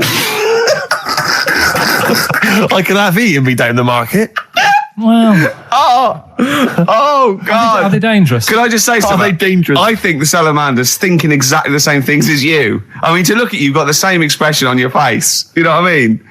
You're dressed in green as well. You've got a little round sort of hamburglar type head, like the salamander. Very similar. And yet I think you bonded with it, didn't you? Yeah, but I probably would have tried to get out, but my little paper round bag would just hang on the corner. Yeah. Well, have I ever... This is probably the most embarrassing of those entrance stories. Yeah. I was down in South London once, went down to some party that was taking place in some kind of swanky bar where there was a doorman on the front and a charge. I think it was something mental, like a tenner to go in. It was crazy. It was ludicrous. I don't know what I was doing down there. And I was in the queue. We'll establish what you mean by swanky later, because that could be... And it was a posh place. Was it? And so there's a queue outside, and there was one of these doormen who thought it was like kind of Studio 54. He was like sort of, choosing people who could come in. Yeah, you two come in now. And I've been there for ages, obviously. I was on my own because I got there late. and clogs. Exactly. I've dressed up for this. And there were these two girls next to me. I'm thinking, if I'm in a queue, I've told you before, if I'm in a queue and if I'm stuck with two girls, I'm thinking, what a great opportunity, use the old merchant charm. Yeah. And so I'm there and I'm sort of thinking, and I kind of sort of give them a nod or whatever, a wink. Yeah. And they're loving it. Yeah. They moved to the back. They're putty in my hands, really, because you can imagine. Yeah. And I thought, well, to really seal this off, I'll get us in. I'll sort of skip the queue. So the guy sort of coming along, he's picking people off, the doorman, and I just grabbed him. I just grabbed him like that. And I said it so everyone could hear. Right? And I thought this was brilliant. I said to him, how much is it?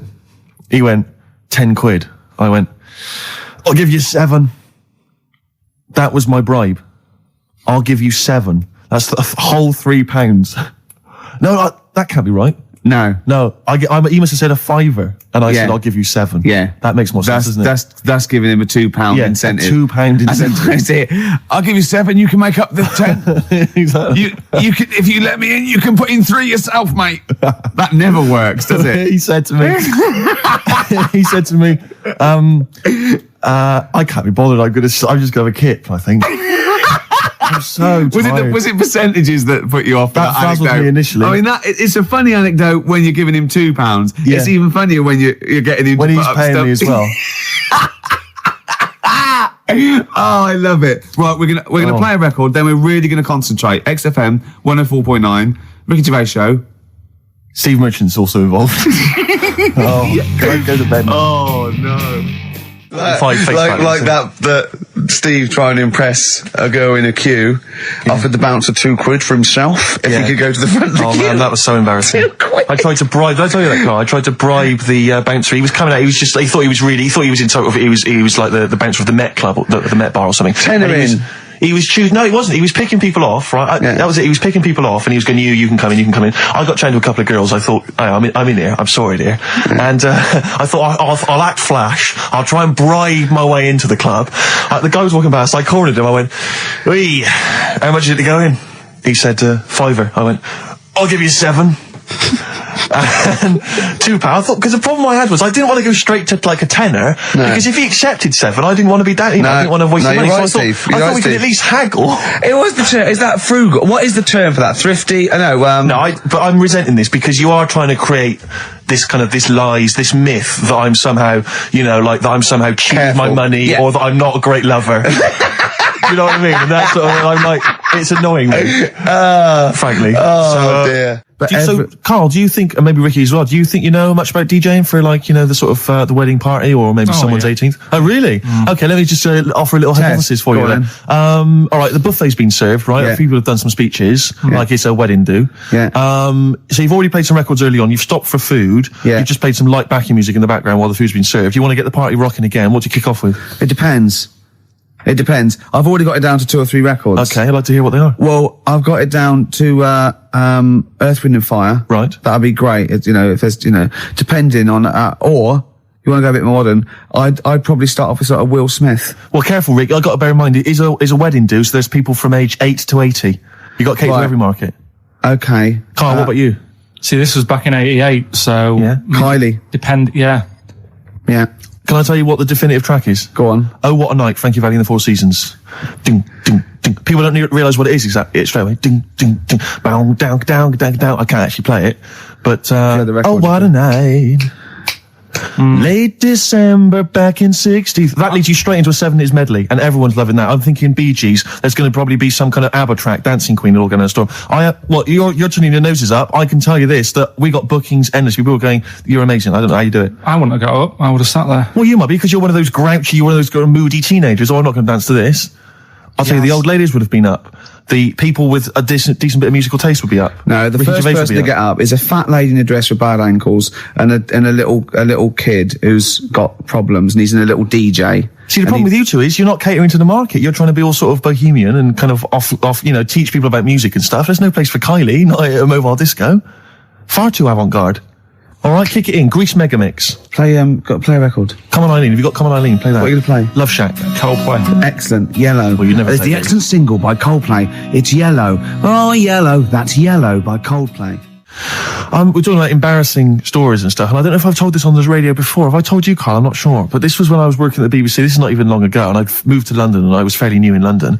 And I was working at the BBC, and I had this BBC hire car. And I've never told it. If there's anyone listening who works for the BBC, I don't know if I can still get in trouble for it. But this BBC hire car, and it was like I'd been ferrying kind of actors and people and production people around all day in this car. And I was driving back. It was quite late. It was about sort of 7 or 8. And I was driving back, and I pulled in to get some petrol to fill up the car every day. And I went into this garage to fill up some petrol, and I was there. And two blokes came in a white van, right? They pulled into the forecourt, and I was filling up the car, and they went, "Hey, do you want to buy a couple of speakers?" And I said, Yes, I do. Yeah. Because, I'll tell you the reason, it was like I was so flattered that they thought I'd be the kind of bloke who would, A, need some kind of classy speakers, and Yeah. B, would like to buy them on the sly. Do you know what I mean? Yeah. I thought, yeah, they like the They've fact seen me. They've seen I look a bit of a hustler. Exactly. Yeah. I'm a street sort of guy. You can Yeah. see by the way I use my walk. Exactly. Yeah. So I couldn't believe my luck. So they drove behind the garage, the little sort of garage bit at the back, and I went round there, sort of casually went round there, sort of locked the car, went round there. They went, yeah, open the back. You had these speakers in there. I said, are you sure these aren't knocked off, mate? He went, no. We work for Dixon's. This is a story he spun me. We work for Dixon's, right? And we're delivery men. And if we make a delivery and the person's not there to sign for the goods, then we have to bring them back to the warehouse. But if we can sell them on the way back, Yeah. then that's really good That for happens a lot. Dixon's. Dixon's must love that. And instead of thinking, are you sure some kind of troubleshooter didn't? I mean, did someone go into Dixon's and go, yeah, you're not getting in the garage John forecourt Harvey market? Jones. Exactly. Get a couple of lads in a white van. Exactly. Yeah. So anyway, so I sort of bought this story, and I was a little bit dubious, and I went, right, let me hear them then. And he wired them up to the car stereo, and boom, boom, boom, they're playing. So it was some groovy hip hop. I was thinking, great, these guys know what I'm into. Yeah. And he's giving me the talk and stuff. And, I said, I'm a bit worried these are knocked off. He went, no, listen, we got a bloke at Dixon's who can confirm this is fine, right? Phone him up, use my mobile, right? And quote this reference number, right? So I phone out, and I goes, yeah, I go, hi, some guys here in the garage forecourt trying to sell me some speakers. Just wanted to check. He went, it's fine. I went, should I just read the reference number or whatever? He went, if you want. And X14, and I'm like, yeah, it's fine. Yeah. Okay. You know that was, don't you? That was actually Mr. Dixon himself. Exactly. Yeah. Exactly. So I'm thinking, well, they sound great. They're giving me for a knockdown price. I'd say they were like 400 quid. They were like 200 quid or something. It was a good bargain. I was in the market for some speakers as well. Yeah. So, while they were loading It's them all in, kosher. I phoned Dixon. exactly. I phoned Dixon's. That's fine. Yeah. So while they're loading them in the back of the BBC hire car, right? I'm in there paying for the petrol, right? And the guy serving goes, all right. He goes, what were you doing around the back with those blokes? Right? Because obviously there's security cameras filming this whole transaction, right? And he goes, what are you doing around the back? And I went, there's some old mates. Some of my mates were just having a chat and that. He went, oh, right, okay, like giving me obviously the evil eye. So I went back to the van. So I'm in the car now and I'm driving with one of the blokes who's in the van with me because I didn't have the money on me. So I had to go to the cash point to get the cash, right? So I'm driving with him and the other guy's like following me in the van and he was like a northerner like you and he's giving it all the, all right, yeah, I tell him my girlfriend's a DJ, she's got some of these speakers, they're fantastic, and he's giving me this. And then my mind starts working. Now that I've got a bit of time to think, I'm thinking, wait a minute, this all sounds a bit dodgy. Yeah. It dawned on me, Rick. You don't fall, are you? You're streetwise. Exactly. You're streetwise, Steve. Not only that, I was thinking, how am I going to get them home? I've got to drop the car off at the BBC. How am I going to get these huge speakers back to where I live? And how can I pay for them? Because I've just spent £100 on Find the Lady with a couple of blokes in the square. It seemed like a fair game. Some of his friends were winning. But so I explained to him, I said, I can't get them back to like Brixton where I was living at the time. He went, don't worry, give us an extra 20 quid, we'll take them home for you. Oh, that's good. Delivery. They do a whole service, you see. And there's also a backup guarantee. Did they have the guarantee, the 3-month guarantee? They didn't. No. But so I said, I'm not sure about that. He went, well, why don't you put them in a cab, send them back, and your housemates can collect it? I was like, oh, no, there'd be no one in. And I was beginning to sort of get a bit conscious of like, maybe this was a bit of a scam after all. So I pulled into like a little side road. I said, I'm not sure I'm into this now, actually. He went, what are you talking about? It's 200 quid for a pair of speakers. It's a bargain. You never get a bargain like this, mate. I'm going, not too sure, actually. I don't think I want them. He went, 150 quid, mate. 150 quid. I went, no, he's 100 quid now to you. And I'm thinking, wait a minute, this doesn't sound like the kind of work that Dixon's would be doing. Dixon's don't do that when I go in. This is it. Dixon's never negotiate in that way. When I go there, look around and I leave, they go, where are you going? I go, no, we'll have anything then. Have anything for a So quid. I stopped the car and the white van pulled up behind me with his mates in. Sure. And I said, can you get them out? I'm not interested. And he went, 100 quid, mate. Oh, and he was just going, you tosser, you obviously want some speakers. And he was having a go at me. So I was carrying the speakers out and putting them back in the white van. And he was just shouting at me. He was going, 70 quid. I was like, 70 quid from 200? This is ludicrous. You realise that wasn't Dixon's policy then. Exactly. They don't At usually that shout moment. you tosser as you leave the, leave the shop and walk down Camden High Street. They're not usually shouting you tosser. You should have took the offer of like the monthly payments they've got on at the moment. So eventually I put them in there and I sort of knocked the deal on the head and I got back in my car and they were in theirs and I just looked in the rearview mirror and they were punching the dashboard like with aggression and venom, like we let that deal slip through our fingers. And I've never been so terrified in my life. I just sat there and I was just thinking, oh my God, all I was thinking now is what if I go back to the BBC and they go, we've had a call from the police, the man at the garage, he saw you doing a dodgy deal. I love it. Well, what you do is you put the hire car in a drain in your front garden and then go in and out of the toilet just pouring bleach down or Ajax and then never know. Have you told? Could you talk about your grandparents? Well, my grandparents, of course. The thing about my grandparents, I have mentioned this before. Yeah. I think they've got about 3 teeth between them. It's unbelievable. My grandfather. They're all their own, though. He was in the RAF in the war, right? And for some reason, he had problems with his teeth, and they pulled them all out. And they replaced them with a false set of false teeth. But during the wartime, I don't know whether this was just like what it was like during the war or just the 40s, but he had a kind of wooden plate put in with like some kind of fake teeth attached. Oh no. And he's never had that changed. So he's still got the wooden plate and about 3 teeth still hanging on it. Oh. It's just so he and my grandmother combined, they cannot eat anything that's kind of solid. So they will literally get up for Christmas dinner. They'll get up and they'll put the meat on like it's sort of 6 a.m, go back to bed for the day, get up and eat it about 9 o'clock at night. And the best compliment you can have if you've cooked dinner for my grandparents is, "Oh, this is lovely. You can suck it away." Yeah. Imagine that. Why don't they just liquidize it? Have a nice little roast smoothie. They have done in the past. Really, and a little apple crumble smoothie to follow. If we take them out to eat, like at a restaurant or something, we've got to phone ahead to make sure there's fish on the menu. Really? Because they can only have fish. But then the bones, you see, that's a problem for them. Well, you can take the bones out of fish, can't you, and sort of mash it up. Yeah, but the eyes are going Steve, as well. could I suggest the fish cake? It's already mashed. It's with the potato. It's in a crispy crumb, which doesn't hurt anyone, whether you got teeth or not. Rick, can I Go on. make a little... Yeah. I just want to make it... Because obviously not everyone's as fortunate at Christmas, Rick, No. as us. We're What talking about the vegetarians? What are they eating?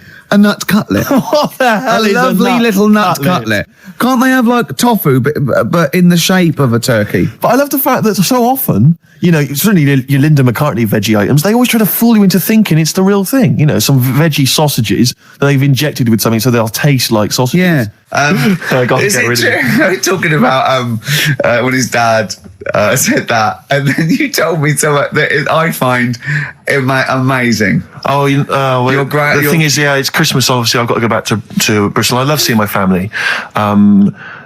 Well, yeah, I do. But it means I see my grandparents, who are, brilliant people. I mean, lovely people, but mental. I mean, utterly mental. And they've taken now there must be sort of 80 a piece, and it is quite an old age, but they're fairly good health, relatively speaking, and they just spend their time in bed. I mean, that's all they do. That's their profession. They've retired to go to bed, and they spend all the time in bed. I tell you what, they're like that old guy. They're like all that old family in Charlie and the Chocolate Factory. Oh, yeah. Remember, none of them had got up for like 25 years. Yeah, and you said that they go to bed and they go to sleep, but then when they wake up, what they do is put an extra pillow so they're slightly more upright, and that's them in the day. That's their daytime thing. But they get up and cook and stuff. What they do is they've got about 6 teeth between them. I mean, my grandmother needs false teeth, but refuses to go and have the old ones extracted and the false teeth fitted. So she's working with about 3 or 4 teeth. Oh. My grandfather had false teeth given to him during the war. Wooden ones? Well, it was plastic teeth on a wooden pallet, right, that sits at the top of the mouth. He's still got the wooden pallet, but most of the teeth have come off. So there's about 4 teeth left, 4 false teeth. He's got a set of false teeth that make him look like he needs false teeth. I mean, that's pretty bizarre. So the problem is that they have to get up. They get up about 7 a.m. to put on, say, some beef or lamb, whichever they're going to cook. They put it on at 6 a.m, 7 a.m, so that by the time they eat it at 6 at night, they can use the phrase, this is what a good meal is for my grandparents, if they can use the phrase, "Oh, that's lovely, you could suck it away." You could suck it away. Who wants that from a roast dinner? You may as well blend it up and serve it as a broth. I don't want that phrase coming from old people without teeth. No, indeed. Because it must remind you of your rent boy days. Exactly. It brings it all flooding back. Oh, God. Flooding's the word. Exactly. Should we play a record before we get really disgusting about your grandparents and blowjob? That is the worst thing we've said the word blowjob far too many times today. And in the same sentence as I can't believe. Anyway. And it's Christmas. Yeah. Oh, dear. I've said in the past to you, Rick, that my grandparents, so I love them dearly, but it's like for the last 30 years they've been waiting to die. I know. It's like they just it's like, the novelty wore off of life. Life in the 50s. Yeah, they got kind of bored of it. Life, in the 40s, it was brilliant. All sat around the old Joanna's, the bombs fell, singing. They loved that. The 50s, that was great as well, because that was the post-war years. It was, it was a bit tight in the pocket, but it was alright. Everyone pulled together. Then the 60s came along, all the crazy music, the funny hair. Let's stay in bed. Exactly. They basically stayed in bed. And it was one Christmas when my grandmother said to my dad, "What do you like for Christmas? What do you fancy for Christmas?" And this must have been I don't know, 20 years ago. She said, what do you fancy for Christmas, Ron? And he went, well, you know, I could do with a nice big kind of warm winter overcoat. She said, don't worry about that. She said, don't worry about that, because your father will be dead soon. It's right, you can have his. Meaning my granddad. Well, to be honest with you, my father's still waiting. Which is good news. Good news for my grandfather. Less good news for my dad. Freezing. He's freezing. He's freezing. He finds out, how is he today? He's fine. Oh, okay. Oh, I'm freezing. It's such a weird mindset, that. I think that to me is what sums up people from that older generation, the 40s and 50s. And it seems to me that you've got that kind of mindset. It's like you were born in the 30s. And whenever you talk of your childhood, it's like you had like a baked potato to take to school. And a stick as a Christmas The other thing is, I think that that sort of generation, it seems that the man is dependent on the woman. There's a total dependence. Oh, absolutely, If she dies, he's done. Yes. He's done for. Just pine away. If he dies, she's got 30 years of pottering. Absolutely, yeah. Do you know what I mean? And going to, like, you know, the youth club and the church. I know what you mean, yeah. It's sort of like that. It's sad. Of course, it's sad for them, but it's sort of not the end of their life. No, sure. And it sort of is the other way around. I don't know why that is. Yeah. It's terrible. That's a little melancholy thought for. I know. I've really you brought it down. You've brought it down. I've brought it. This isn't a nice show at all. This is terrible. Well, we're gonna have people just killing themselves. Yeah. Listen, let me just tell you briefly, this is another example of how people can just exploit you and make fun of you when you're tall. Yeah. I was quite tall. I've always been like about 6'7" for quite a while now. And when I was about 16, I went to a big New Year's celebration in Bristol, where I come from. And everyone kind of congregates in this big sort of part of town, and there's all people dancing around, like in Trafalgar Square.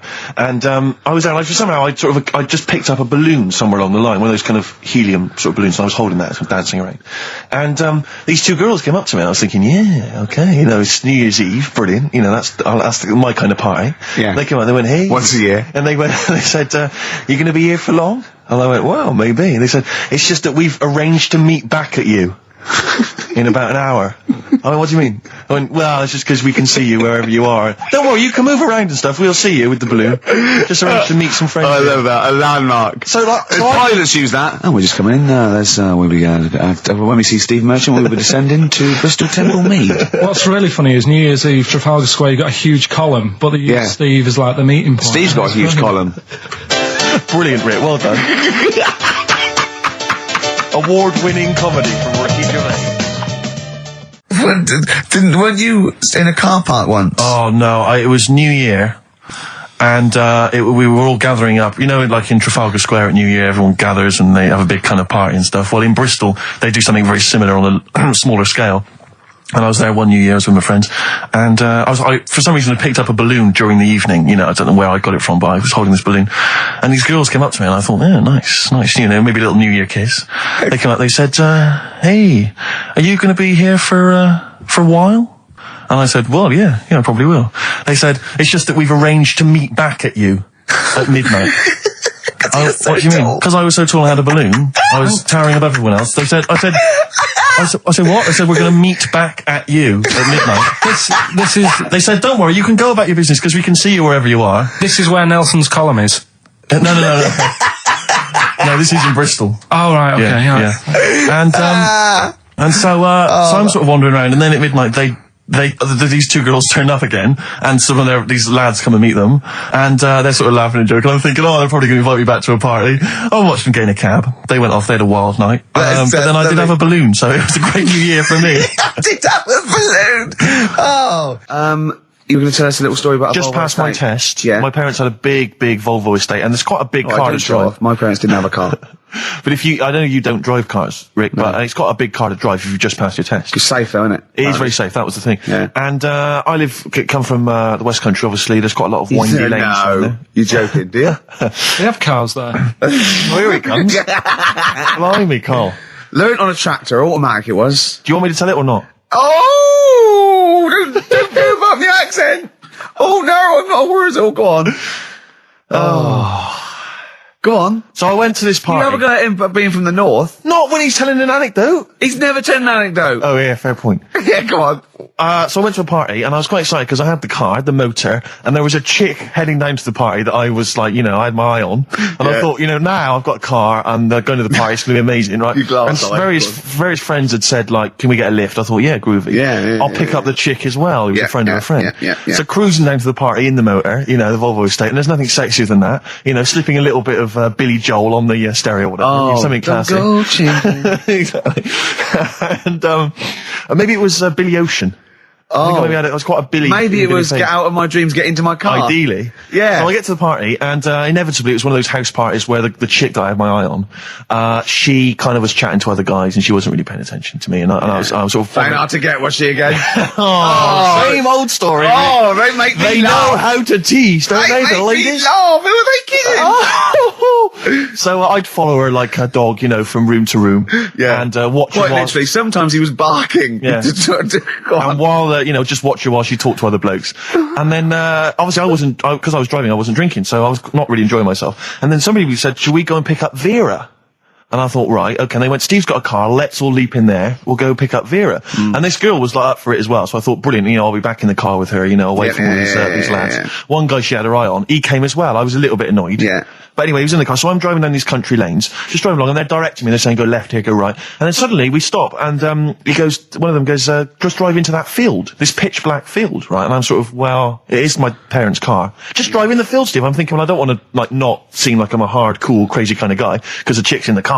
So drove the car into the field. They all leapt out, started running off into the darkness, shouting, Vera, Vera, Vera, where are you? So I'm just sort of sat there in the car waiting. Wasn't Vera Lynn, was it? Because she likes to hide in fields. Bizarrely, it wasn't. Right. It was just, I was just left in the car on my own with Billy Ocean, and suddenly, out of the darkness, they come back holding a Vietnamese pot-bellied pig that they had stole from a nearby farm, and they knew that the pig was called Vera because someone knew the farmer or something. Anyway, so they got this pig, so now they're going, I'll put the pig in the back of the car, we'll take it back to the party, it'll be hilarious. I'm thinking, well, I'm not sure I want a pig and all its, piggy crap in the car, right, crammed in there. But they say, yeah, so obviously I'm thinking again, I don't want to look like I'm, a nerd. I'm terrified of that, Rick, ever happening. Yeah. So, So you go, hey, bring the pig into the car. Exactly. I'm no nerd. Exactly. Yeah, go on. So now we drive off again. I got this pig kind of squeaking in the back of the car, and they say, stop again, let's do some cow tipping. And they do that old thing, about the fact because cows sleep standing up, don't they? So you can push a cow over and stuff. Yeah. So they're having a wild time, hilarious. So this time, now we get to a sort of dead end in the road, and they say, well, turn around, let's go back to the party. And I'm thinking, fine. Try and do a 3-point turn in this very narrow country lane, right? Get the Volvo estate wedged horizontally across the road. Can't get it out, just can't seem to sort it out. I don't know what, I'm panicking because there's a pig in the car, right? And, local disgruntled farmers, right? People drunk, partying, probably off their head on some kind of weed, Rick. Well, was it loads of blokes with, pitchforks and flaming torches Exactly. going, burn him.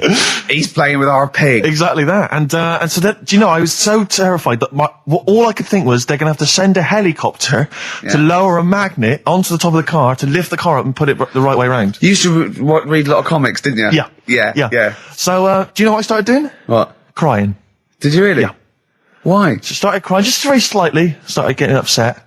And the other guy that the girl fancied, he had to get into the driving seat and sort it out for me by slowly edging forward So and that's the backwards. worst bit of the whole story. Yeah, edging slowly back and forwards. He just sorted it out, just slowly worked the car back round, and then we were off. You were just gently weeping. Just gently weeping in the back. The bloke had just taken the bird that you saw from a distance. Exactly. That was basically your wife in your head by then. Oh, yes. Was it? I can't We were believe it. happily married with a pig for a child. Don't joke, that could happen. I know. The pigs come, if you like. Sorry? What did you say? What did you say? What did you say?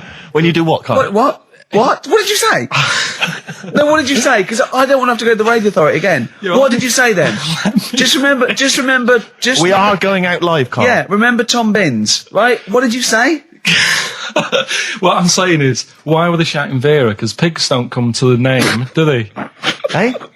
I don't know the ins and outs of pig, have how to lure a pig into your trap. Can I just tell you some very, very interesting things about pigs? Please do.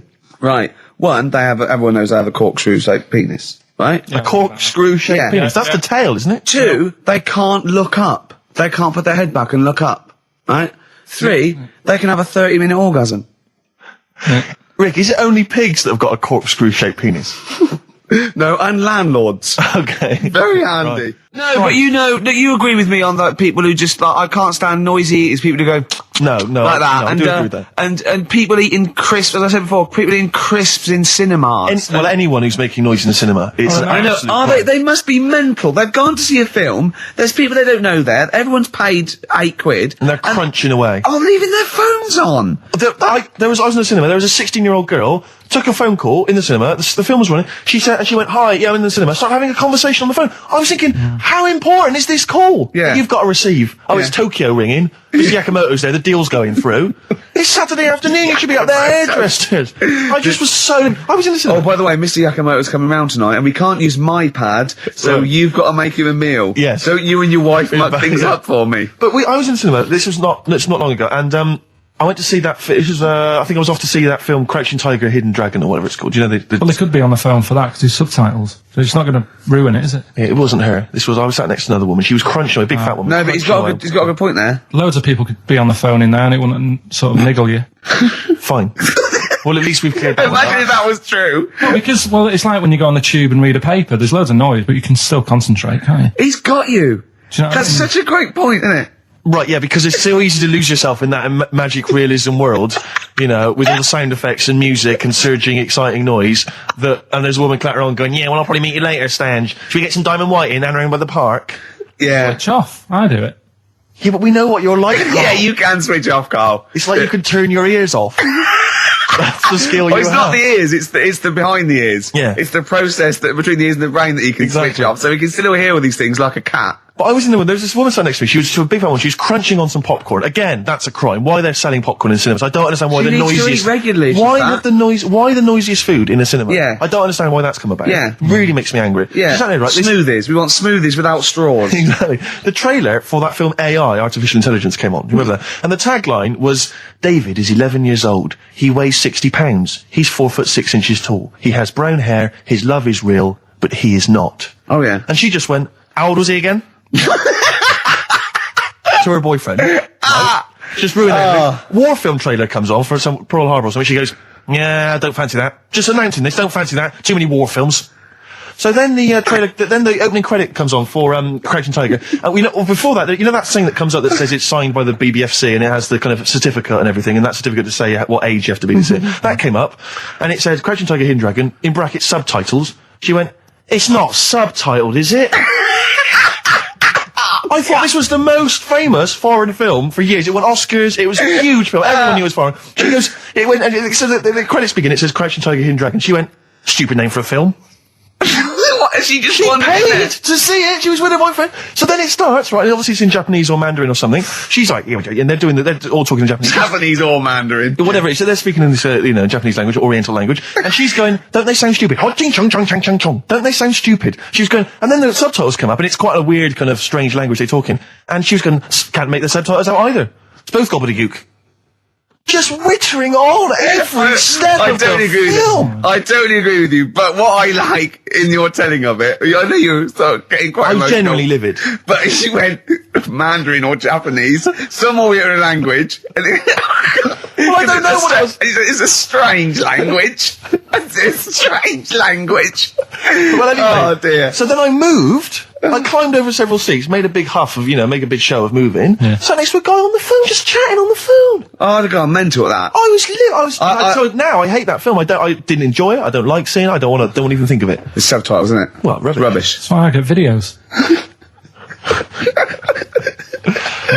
Yeah, I should have thought that through, Carl. You're absolutely right. Lamb chop. Yeah, let's play Lamb Chop. This is brilliant. This is from this CD that came out recently with Uncut magazine. Occasionally they put out some quite interesting free CDs, and this was one that had various covers of Rolling Stones songs, and a lot of them were quite shoddy. But this was a brilliant, specially done, I think, for the CD. It's Lamb Chop doing a version of quite an obscure Rolling Stones song called Backstreet Girl. It's just beautiful. Let's hear it. Steve, you got any other toilet-related anecdotes? Rick, my life is just full of toilet trauma. Yeah. And Carl, you may not realise this, but a while back I used to host, this is bizarre, I used to host a radio show on the BBC World Service, right? Now, if you want someone who's the voice of integrity, the voice of intelligence, the voice of a nation, you're going to come to me. That's obvious. And I was broadcasting, so now they've got listeners of something like 50, 60 million people around the world. It's mental, the listenership of the World Service. And I used to host this show with It's a someone big else. place, Steve. The World? Yeah. You're absolutely right.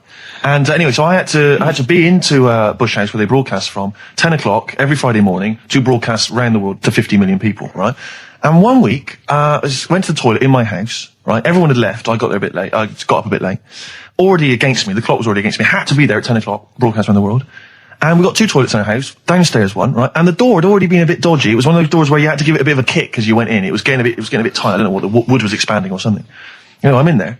And same thing again happens. No toilet paper. I think, oh, God, I'm going to have to somehow kind of make it up. Why don't you check first? I normally do, Rick. I normally do. It's just on like certain occasions when I'm bleary-eyed or something, I forget, or occasionally I forget. Normally I do check. Right. And you've got to bear in mind that it's not like this is happening every week. This is over the course of many years that these incidents have accumulated. So You've condensed them. for the purposes of this anecdote. Sure. Yeah. Yes. And great. You're just brilliant to keeping the pace up of an anecdote there, Rick. You've just drawn in. I don't know where I am now. Anyway, I know where I am. I'm trapped in a toilet with no toilet paper. Yeah. That's where I am. And I'm thinking maybe I peel off some of the wallpaper, you know, things like that. But there's nothing I can do. I got to go upstairs. Newspaper. Well, exactly. But I'm going to have to go upstairs and find Toilet paper, was there any?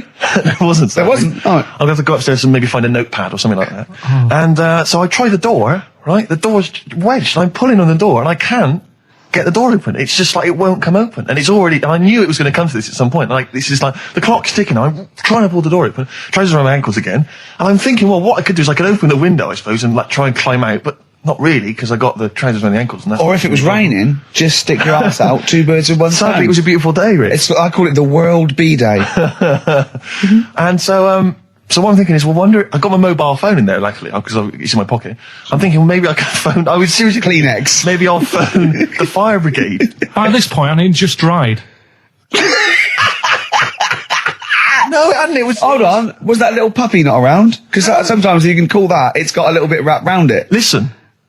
Or just use the serious puppy issue. itself. There's 50 million people around the world going to need to hear my voice in 30 minutes. Exactly. And Where's Steve? He's not locked in the toilet again, is he? Exactly. Oh, no. So I'm thinking about phoning the fire brigade, and I'm thinking, like, if I do that, it's gonna be the first call that goes straight on the speakerphone. Yeah. For like the entire fire brigade service With everywhere. a butch hero carrying you down over his shoulders with your trousers around your ankles. Can I Exactly. just not pull him up? No, you've got to be taught a lesson. Yeah. But I imagine the idea of phoning up and going, hello there, I'm trapped in a room in my house. Oh yeah, which one is it? Oh, It's I don't quite need small. to know. It's quite small. Is it? Yeah. It's not the toilet, is it? Because we don't want to come and rescue someone who's trapped in the toilet. Which No. service do you require? Paper? So I think I can't find the fire brigade. The clock's ticking. So then I think one of my housemates is still in the house, but still asleep. So I phone the house number. Right, phone rings and rings and rings for ages. And eventually he answers the phone, right? Gets out of bed, answers the phone, yeah. Hi, it's Steve. All right, what's wrong? I'm What are you doing? downstairs. What are you doing? All right, yeah. I didn't wait. I know. What are you doing? Just in the I'm just toilet. downstairs in the toilet. Oh, yeah, what are you doing? Well, I've finished what I'm... Have you got any toilet paper? Any bog roll. Yeah. So he had to, kind of scrape together a few bits of paper, you know, and sort of tinfoil or whatever he could find in the house. A cactus. Come down Oh, no. Pass it underneath the door, right? And then I said, can you move away from the door because I don't want you to hear me as I'm, you know, wiping the... And so You he didn't say that? Yeah, well, I didn't want him to, you know, that's embarrassing. Sorry, That's embarrassing. What were you wiping it with? Not tumbleweed. What do you mean? What No, but noise? I know what you mean. Yeah, no, exactly. Right. So then I say, right, can you smash Why was he hovering? Why didn't he want to walk away? Will you keep your what was it outside with a glass to his ear? Yeah. Thankfully, there was a window in the door, but it was frosted glass. You could just see my semi-naked body moving around. And so eventually, I said to him, "Look, listen, I'm going to need you to sort of kick the door in." He said, "Well, I don't want to kick the door in because you're going to have to pay for it, aren't we?" I go, "Yeah, but I got to go to the World Service. Well, yeah." And he was a lovely man. He's the weakest man you've ever come across. It's like if there's one person you don't want to have to throw their body weight against the door, it was him. He's like he'll snap before the door will. So he's smashing against This the door. sounds like a fetish to me, though. He went in there, and there you were naked with lots of toilet paper. And you go, oh, you've broken the door down, and there I am naked. Again. Oh, you've rumbled me, Rick. I wish I'd not told that embarrassing story on the radio. Like it wasn't embarrassing enough, you've just got to make it slightly more seedy. Oh, so did he get it down? He did it, yeah, and I got to the World Service with like minutes to spare. Oh. And interestingly, I told that story to 50 million people around the world. Joking. Did they understand? I think so. I mean, is that a bit of a problem when you're on the World Service, like thinking of things that everyone can understand? Yes. Because you can't. It's a bit just like talk when about- talking to you. Yeah, exactly, Carl. I think you're on thin ice there, worrying about people understanding what you're saying. No, but you can't talk about stuff that's on the telly and that, because some people say, we haven't even got a telly here.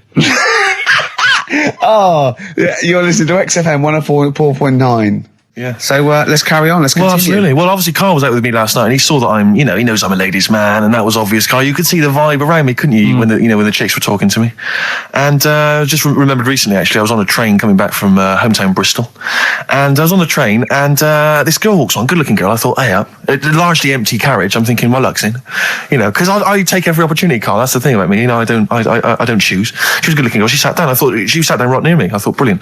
As this guy comes up behind her, and says, I think it's probably a boyfriend or something, sits down next to her, and I listened in on the conversation, obviously, because I'm pretending to read. It was very clever. I read the same page for hours, so I was pretending to listen. I was listening but pretending to read, and I realised that it's not her boyfriend or anything. It's just some guy she's met on the platform, and I'm thinking, brilliant. If she's the kind of girl who's just going to start talking to someone, on a platform on a train, brilliant. I'm going to be in here, because he was only going one stop, so I'm thinking, what's the worst that can happen? He'll nick off, I'll get chatting to her, and who knows? I could join the. Is there a train equivalent? Foot High Club. The Foot High Club, brilliant. And so I'm excited, I'm listening in. And it turns out that they're both kind of graduates. They've just finished university, or they're coming to their finals or something. And they're chatting away, and he's making a couple of witticisms, and she's kind of tittering at his jokes. I'm thinking, well, I'll tell you this, if she's laughing at this kind of material, I am going to blow her away, with my kind of anecdotes and wry observations, Yeah. It was weak stuff, I gotta be honest. Really? He was coming out with nothing. He was running on empty, as far as I'm concerned. Yeah. And she was loving it. So I'm thinking, brilliant, I'm going to be right in here.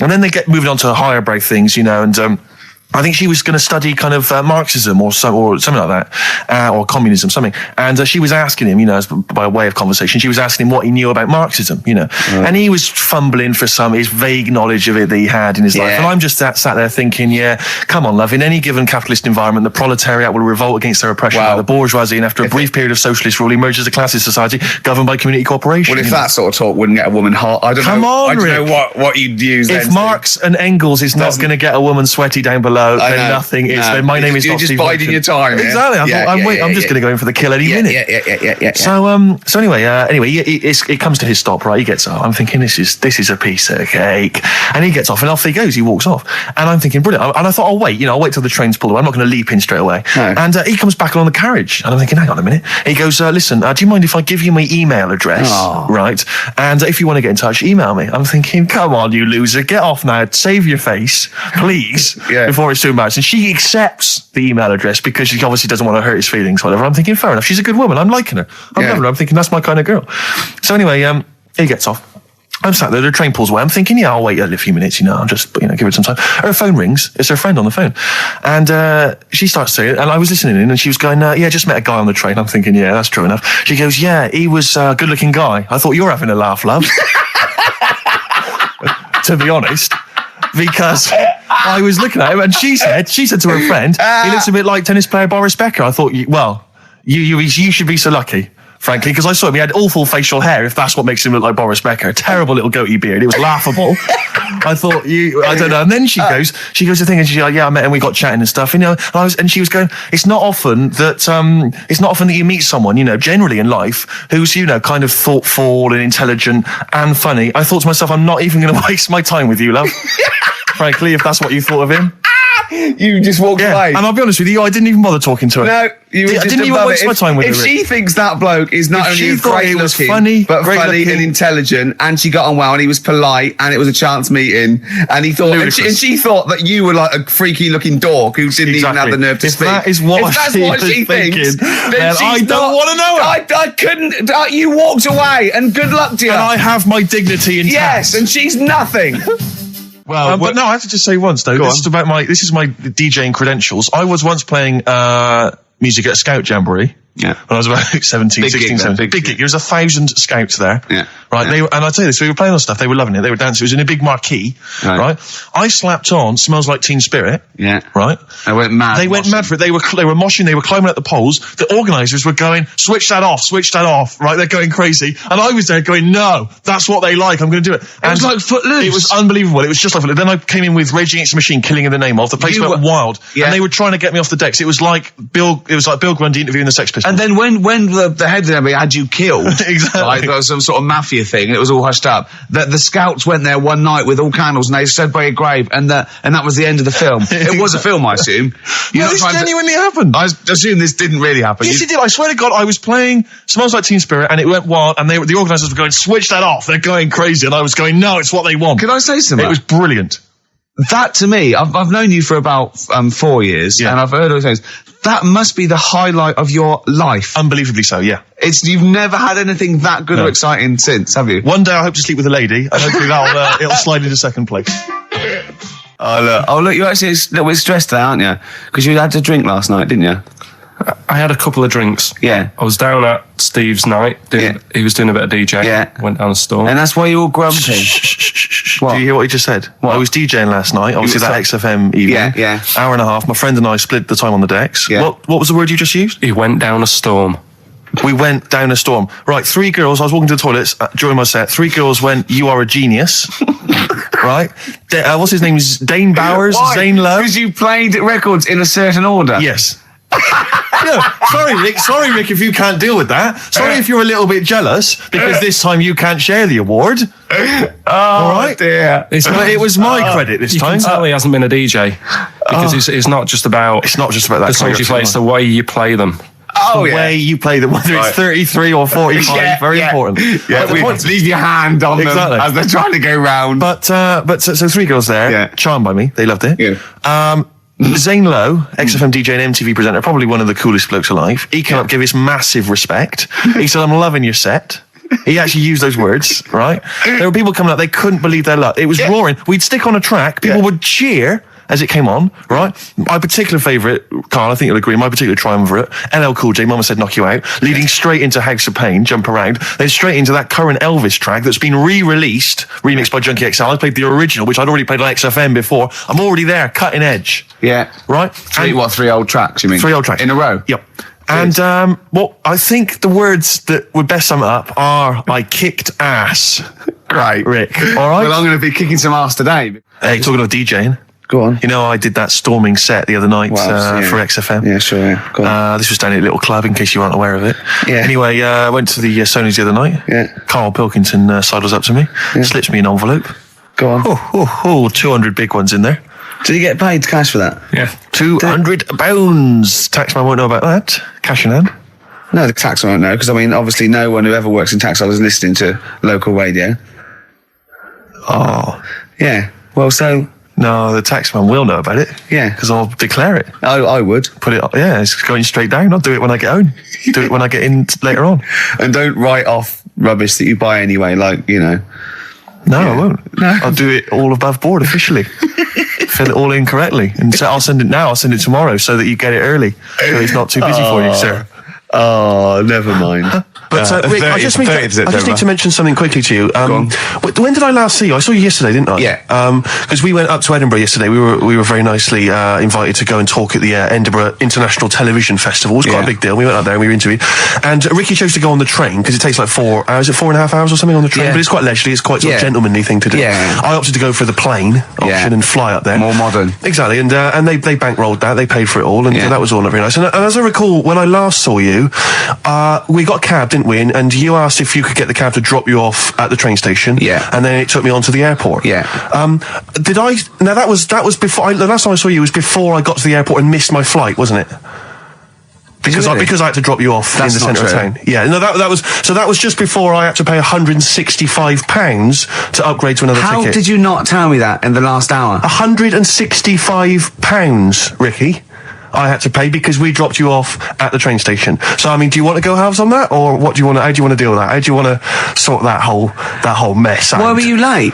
Why was I late? Because we dropped you off in the centre of Edinburgh, and do you know how hard it is to get out of Edinburgh in rush hour traffic? But it was only 3 minutes away, so you'd have missed it anyway. No, because if we'd gone the other direction, it would have been 20 minutes. It took me like an hour to get to the airport. And I got there, and the plane had already left, and the cabbie was just laughing. He was saying, we're never going to make it. He goes, you were a religious man, you better start praying. I thought he was being facetious. He was absolutely right. £165. But hold on, why didn't he tell you that when he picked us up at Well, it makes you 4:15? It makes you wonder. So obviously I'm a little bit annoyed because I'm not a man who likes to sort of spend unnecessarily. But wait, this is not my fault because you were there when we made that decision. I didn't impose this on you. We both decided that might be. It's both our fault. I mean, it's no one's fault. It's both our fault. That's fair? That's all I wanted to hear. It's both our fault. Therefore, it's both our financial obligation. No. £165. Just split that in half. Write a check, Rick. Write a check. It's fine. I trust you. Phone in. I think everyone. This is. You're clearly obvious. irresponsible. No, of course I'm not. If you share a cab and then one person's lucky enough to not be late and one person is unlucky enough, and that's what it is, bad luck. I don't think you share the obligation. But phone, it's a moral dilemma, this, isn't it? But it's more than that, though, isn't it? Because let's be honest. Even if you had known that I was going to get there late, you'd have wanted me to hang around just so you weren't left around waiting for a train on the road. No, because I got there. You get bored sitting there. So you'd have wanted me to at least got in that cab. I got there way too early. I actually got there I was there about 30 minutes so early. You made it fine then. That was exactly. So I mean, I sacrificed me hanging around for half an hour so you could get it at 4:15. And the other thing is this: you were going to get it at 4:15 anyway. Yeah, but I would, if I'd gone the other direction and not dropped you off in the centre, I would have been there in time. Wow, would we? Well, is that true? Wow. Only God knows. Well, and the cabbie. What I mentioned it to. So, I'll tell you what will cheer you up. I'll tell you what's better than 80 quid. I'll tell you what's better than, shall I? Go on. Music. What, are you paying the whole 165? Listen, look, I've brought in a little track here, Bruce Springsteen off the Tunnel Love album, and I know you're a Springsteen fan. I'm a Springsteen fan. We should just qualify this, because a lot of people who listen to XFM obviously a bit edgy about Springsteen. They just think he's this old, kind of ludicrous 80s rocker, the bandana, the flying the flag, which he never really was. No, that was Bon Jovi. Exactly. Don't confuse Bon them. Jovi. But seriously, no, do you know what I mean? He did write some great music in the 70s, and he's just got a little bit kind of pompous in the 80s, but he still turned out some amazing tunes, one of which I imagine is this one, Rick. This one's called Brilliant Disguise. Yeah. What about, are you a fan of any of the great English operas, like The Pirates of Penzance? Yeah, Gilbert and Sullivan. To me, Gilbert and Sullivan were like their day equivalent of like Richard Stilgoe getting together with Tony Slattery, and then 100 years later people go, it's brilliant. It is like they might as well I don't know, make any episode of Whose Line Is It Anyway into an opera, and in 200 years time we're going, that's genius. Listen to this one, look, this is Party Quirks. Amdram Society's we're step. Because I was in the Pirates of Penzance once in an amateur production. You used to like Whose Line Is It Anyway? I did. That was although I did watch it when it first came on Channel 4 about 15, 20 years ago. But we did the Pirates of Penzance when I was in an amateur dramatic society in Bristol, the Bristol Operatic Society, Light Operatic Society. I don't know why I was involved, because I can't sing. My audition, I thought, this is how desperate they were for blokes. I swear to God, right, I can't sing, you? Yeah, all right, calm down. And I went in and they said, so what are you going to sing? I went, I want to surprise you. They said, do you want a piano accompaniment? I said, no, I don't think so. I went to the back, I swear to God, I went to the back of the room and I just sang, Thumbelina, Thumbelina, tiny little thing. Thumbelina dance, Thumbelina sing. Thumbelina, what's the difference if you're very small? 'Cause when your heart is full of love, you're 6 feet tall. I just did that. And they just looked at me like I was the weirdest freak they'd ever had. Immediately put me in the chorus, because that was how desperate they were for blokes. We staged it, we rehearsed it. I couldn't remember the lyrics. Thank God you were doing Thumbelina. Yeah. Oh, but I couldn't remember the lyrics. What was it for? Was it Gilbert and Sullivan? It was the Pirates of Penzance. There weren't enough blokes, right? So we had to double up. So some of the pirates had to double up as the policemen who were chasing the pirates. A little bit problematic in the scene when the policemen and the pirates have a fight. That was a little bit tricky. And the worst things, there's this sequence where like the daughters of the Major General all kind of like, oh beautiful, something like, oh beautiful little girls are we, la la la la la la. And the women they must have all been over 40. I mean, real kind of toothless crones creeping around in their 90s. Is it the sort of women that buy one of those sort of porcelain dolls from the TV and go, look, I've had a baby. It's not a real baby. It is a real baby. I'm going to stab you. Yeah. One of those. Exactly. It's the sort of women something that you'd see maybe on TV's Bargain Hunt. You know, the kind of contestants you get on there.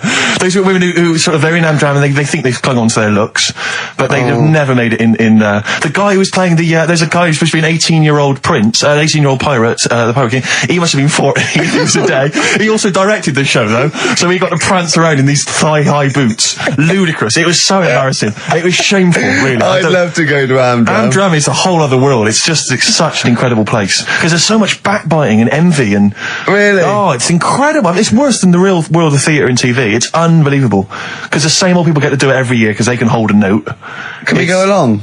You would absolutely adore it, Gervais. It is film it, a secret absolutely camera. blinding. Did I ever tell you about the time that my father, when I was younger, we went on holiday, my dad he bought a little boat, little sort of wooden boat, make a 3-seater, and he and a friend of his went out with me in the boat. I was maybe 12 or 13. Went out and we sort of went, so I think we were we had the little motor, outboard motor, chugging out. We just thought, we thought this was real seafaring stuff. Brilliant.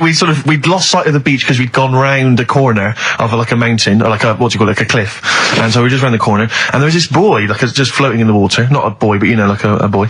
And, very tricky to explain that on the radio. It's the same word, isn't it? Boy, a boy, and a boy. Yeah. And so we float past that and we're just chugging along. The motor conks out. Oh, I can't believe it. We have to row back in. So they're rowing away. I'm just sat there. And we noticed that every time we sort of think we've got past this buoy, it just seems to be back where it started again. And we realised that the tide is taking us but not taking us out, taking us towards these rocks. And we've got ravaged rocks. And we were a bit pretty scared because I can't swim very well. Or I couldn't at the time. I think when my dad had maybe bought, you know, he didn't, I'll be honest with you, I inherited a lot of things from him. One of which was his carefulness with money. just the one life jacket. How deep was the water? Which I seem to remember he tore off my back and put on himself. So the water's pretty down. I'm not saying we would have necessarily died, but it was pretty scary because the boat, you know, we were going to crash into these rocks and stuff. It was getting pretty unnerving. And so they're sort of rowing like mad, we're just not making any progress. And we're beginning to think that this might be the end. And this boat, this kind of ferry boat, comes chugging by doing tours. Ching, ching, ching, ching, ching. And it comes by and my dad goes, oh, wow. We were going, brilliant, they can help us. They'll throw us a rope, they'll tow us back in. He was going, you've got to be careful though, hang on, because according to the laws of the sea, if he rescues us, Steve, he can claim my boat. The laws of the sea mean he can claim my boat as salvage. I love the idea of that's like a reward. doing that. But The laws of the sea. what I like is, his 12-year-old son might die, he's thinking about the boat. I know, but also, the other thing, of course, is that I like the idea of this ferry master going, Yeah. the boat be mine now, or take your son. Yeah. Let me think about it. I need a new bed. That'll be just right. King size. Oh dear, that's lovely. I have to say, this is such a terrible confession. When I was doing a school play once, when I was about that age, 15, right, there was a girl who was in the cast with me, right, and she sort of, you know, she was giving me the eye. I was thinking, yeah, well, I kind of thought she was, right? And It was class. But there was another guy there as well. I was sort of competing for her affections. Oh, no. And he was quite a witty guy. His name was Scott Hansen. He had long blonde hair. Exactly, yeah. And I thought, well, the way to impress her, because I was 15 or whatever, I thought I was pretty smart. I sat in one of the adjoining dressing rooms reading a copy of the philosophical book Zen and the Art of Motorcycle Maintenance, which I didn't understand, but I sat there reading it in the hope that she would walk in and think, my God, you're reading Zen and the Art of Motorcycle Maintenance. You don't go with the crowd. You don't want to come next door where we're talking about nonsense and people are flirting. We're talking about the bangles and curly whirlies. You're in here saying, look, just if you want to come and talk to me, you're welcome, but I'm not. I'm a thinker. I bet you thought you were Kwai Chang Kane, didn't you? I thought it was like she'd think, Jesus Christ, I've never met anyone like him. That is genius. And I remember the one time she accidentally walked in, she went, oh, sorry, wrong room, and left again. And that was it. Sorry, at 15, so this is about the time you took to wearing a bow tie to I'm impress slightly people. younger wearing a bow tie. I love that. No, I used to watch a lot of Harold Lloyd films. And he always seemed to do very well. I love it. I love the idea of at 15 you going, well, it's time I went to wooing. Right. Right, on with the bow tie. Where's the Zen? Where's the pipe and my boater? It's a time I got me a bow. Yeah. I love that. But songs are great as well. And the other thing you do, sort of when you're about 15 15, 16, he started writing songs about, like, the world's trying to take a piece of me. Hey, you think I'm going down? I'm coming back. I'm against the ropes. They try to drag me down. It's like you want to be Cool Hand Luke. Yeah. They put me in this emotional prison. The man's on my back. Who? They try and take a piece of me. Who do? Well, You're 14. Parents and that, don't they? You're really Sometimes. comprehensive. The teachers. Yeah. I absolutely love it. I still remember a poem. I'll not say his name.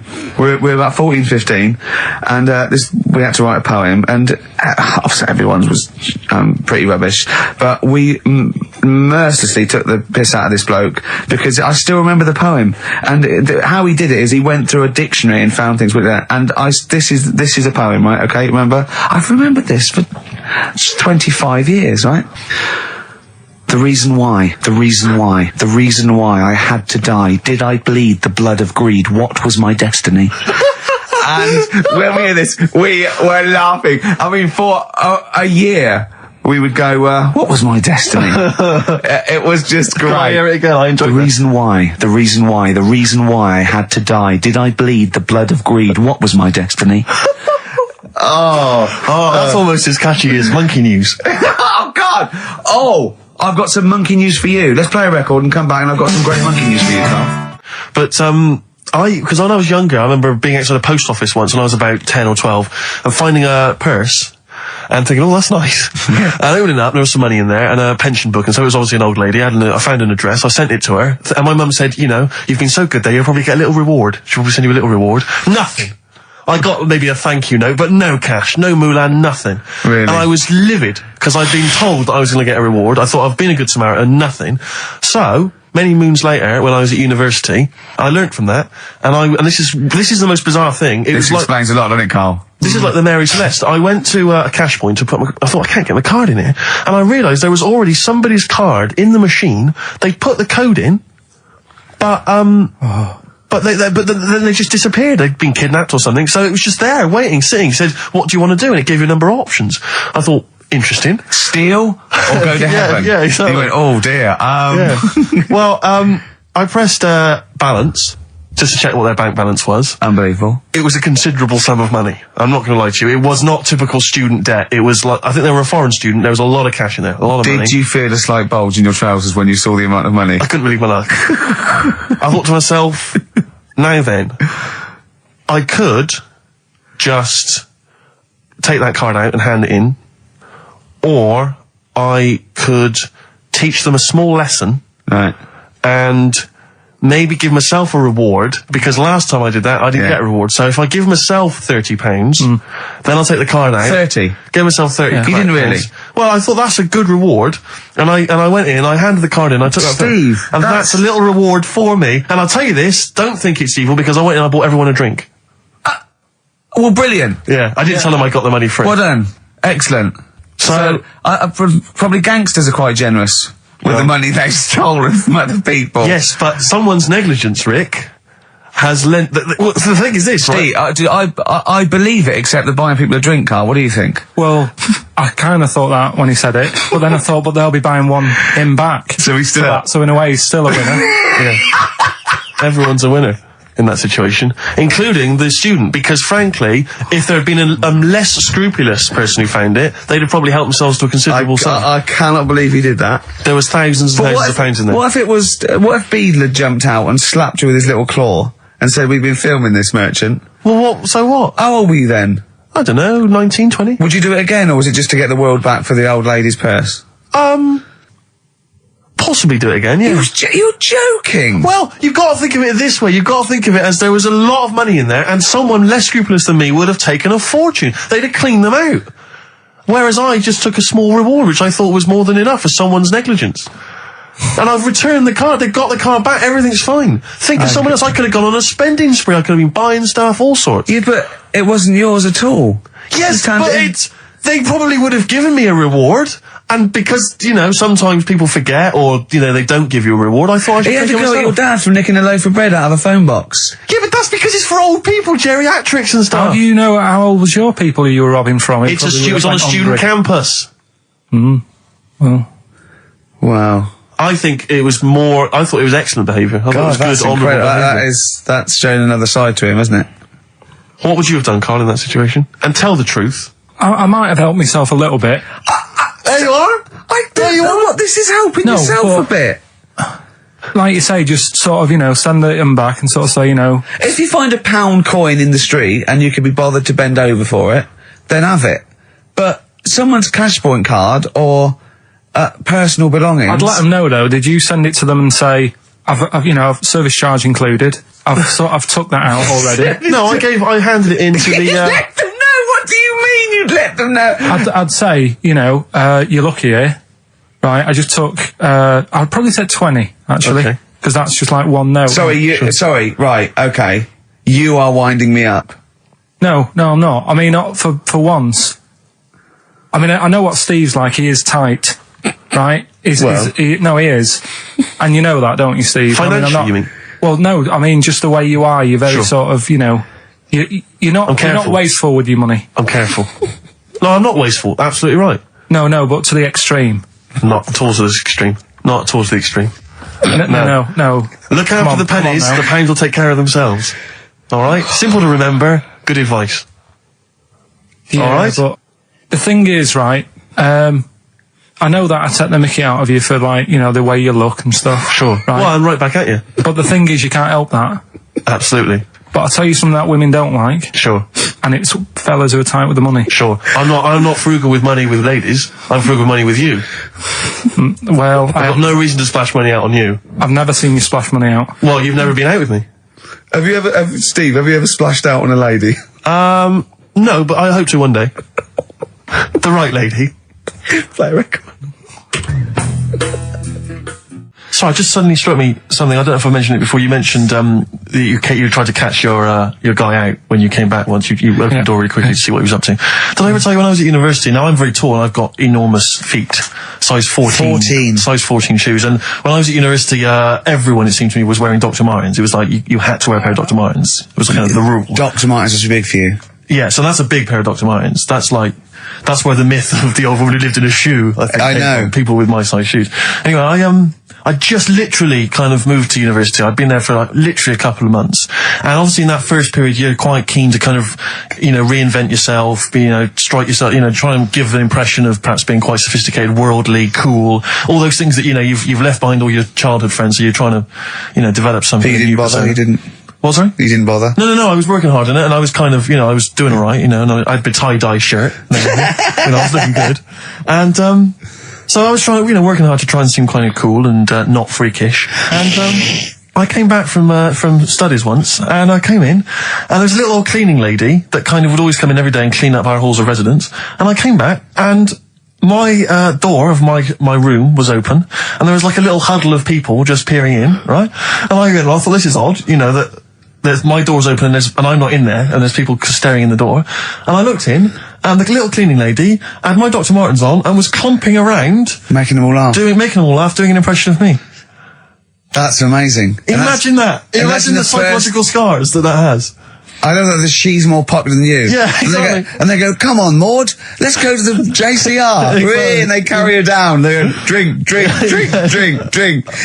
she goes to, Steve, you better have that spotless by the time I come back.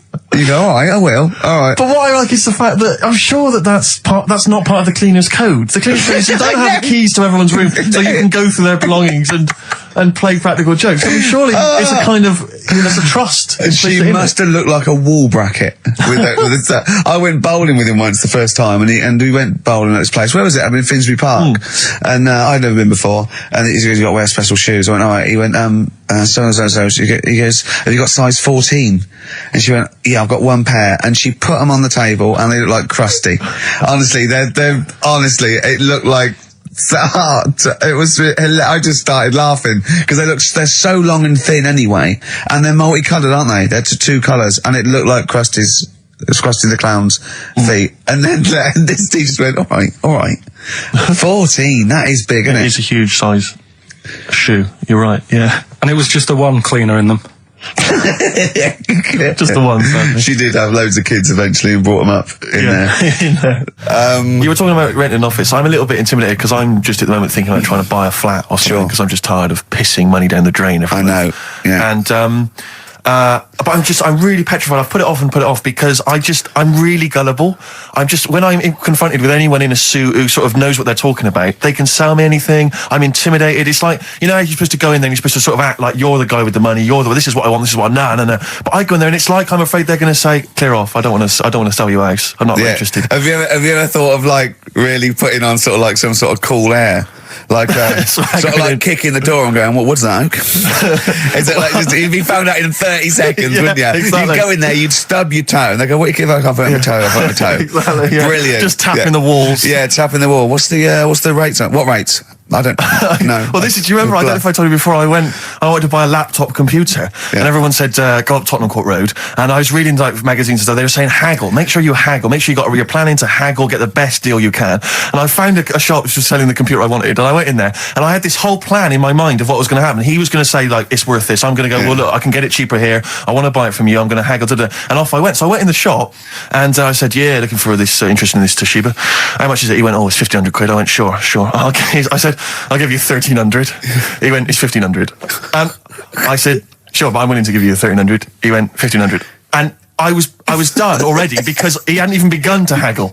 And I was assuming he'd at least go 1,400 and we could start, but nothing. So now I was screwed. My whole plan went out the window. Yeah. What did you do? Just leave? No, I said to him, the thing is I can get this computer cheaper down the road, but, you know, I like what you're providing here. I like your service. I've had good stuff about you. And it was amazing. I said, I've heard good stuff about you. And he went, I said, seriously, I can walk down the street, I can buy it there for cheap for like 1,400. And he went, well, see you later then. And I was like, right. So I walked out the place. I said, well, I'm going to have to leave then. And I walked out the place, and of course I wanted to get it from there because it was still the cheapest, so I had to walk back in again. I went, yeah. I've just had some second thoughts. Listen, I'll tell you what, I'll pay the 1,500. Can I get a free carry case? He went, the carry case is free anyway. I said, I'll take it.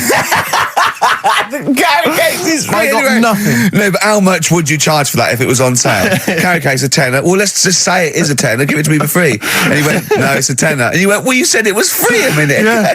Oh, it's just pathetic. That is lovely. It's having to walk out making a big statement and then come back in again. Oh dear. So I'm really scared. I feel like I need someone to come with me and do all the talking.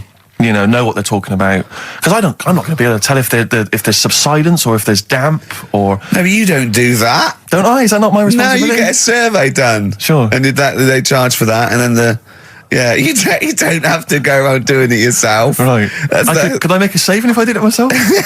Yeah, this should be all right. Yeah. There's this hole in the wall, Steve. Yeah, but what's a hole in the wall? Put some newspaper over that. In Chaucer's day, that was the toilet. That'd be fine. I'll tell you, you're going to go along later to the Live 8 gig and you're probably going to see some bands that are going to make an effort to entertain you, but if you want entertainment, Rick, you know it. There's only one person to book. Go on. Me. If you you're perhaps something to do, because I'm obviously a top DJ on the radio, but where I really come into my own is DJing in any kind of club environment. Well, you told me you were DJing, I didn't go to it, DJing at a party, and you said the place was rocking. The place was roaring. And I loved it. Carl just said he was there and they weren't. Well, that's nonsense, Carl, because you know very well that when I'd put on a tune, they'd cheer. Yeah, but it was late on in the night. They would have done that, whatever you put on. That's nonsense. No, they were happy and everything. I'm not saying they weren't having a good time. It was your party. It was all right, but they weren't going mental like you're sort of making up. They were definitely going mental. When I put on the Proclaimers, they could not believe their luck. They would have walked 1,000 miles.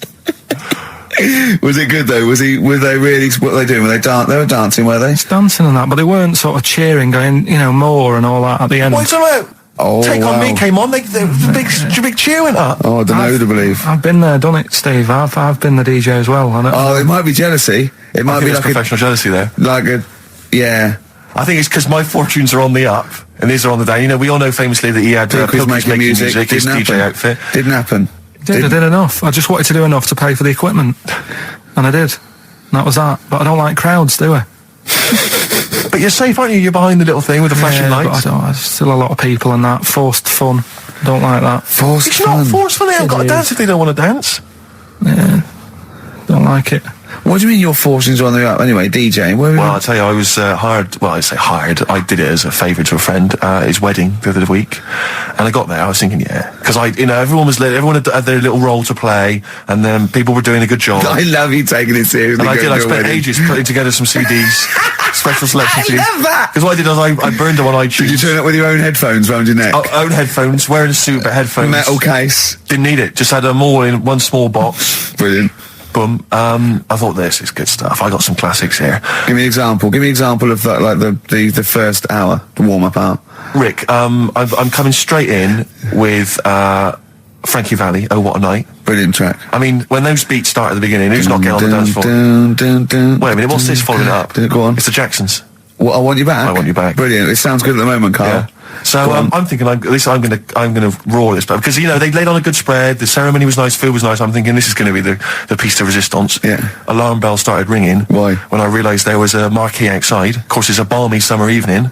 I'm stuck inside on the dance floor, so I'm thinking I'm going to be struggling here to get them in. Even with flavours like this, I thought I'd struggle, Rick.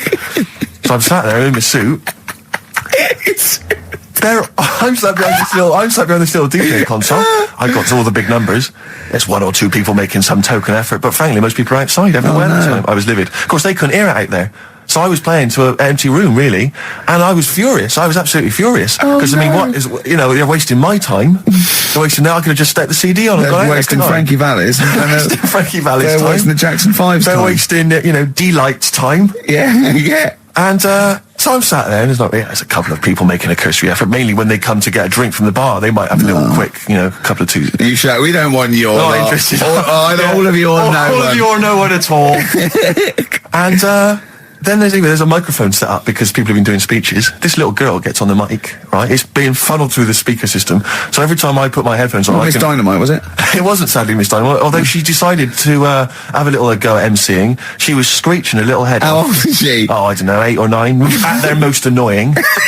When children are their most annoying, because they got a bit of confidence there. They're a bit cocky. They're not shy anymore. They're a bit arrogant. Yeah. She's screeching her head off, so I'm playing, she doesn't know it. your face! I'm playing into the groove. No one's getting into the groove because she's going mental. She's just going, what's this? What's this? I don't know what this is. Play something I know. I think I haven't got any bloody DJ Otsu or Crazy Frog. I'm not going to play what you... So she's just screeching along, ruining it for everyone. I say everyone, there was no one there. So me, she was ruining it for me. I bet you were really I was angry. furious. But of course as well, every time she screeched, it went through my headphones. So of course and then her dad comes along, right? And I'm thinking, all right, he's seen I what's just happening. imagine you in your suit, sweating, getting annoyed at someone ruining your set that no one's listening to. I think, her dad's coming over. He's going to put pay to this. He's realised that she's causing a disturbance. He comes over there, joins in. No. Sits her on his lap. He's just saying she's having a whale of a time. I'm thinking I'm furious. I'm thinking it's his responsibility to shut her up. He's not going to do anything. What can I do? I can't step in. No. And I know very well that if I interfere, he's going to say, oh, well, she's enjoying herself and no one's dancing anyway, and we've just got into a fracas. Yeah. I didn't want to start a fight. No. Because I don't know, but he'd have knocked you out, wouldn't he? Someone would have got knocked out. And I'm not saying who it would have been, but there were, to bear in mind, Rick, there would have been 2 of them. And so I didn't want to get into a fight with him. And anyway, so I'm playing. Anyway, so my friend came along. He realised what was happening, and I didn't have the guts to unplug the microphone because he'd have known. You see. Yeah. So I got my friend to do it when she had her back turned. So he pulled the plug out. The microphone went dead. She went, "What's going on?" I went, "I don't know what you're talking about." I said, "I don't know." She said, "Where's the microphone?" I said, "You must have broken it." I don't know what's going on.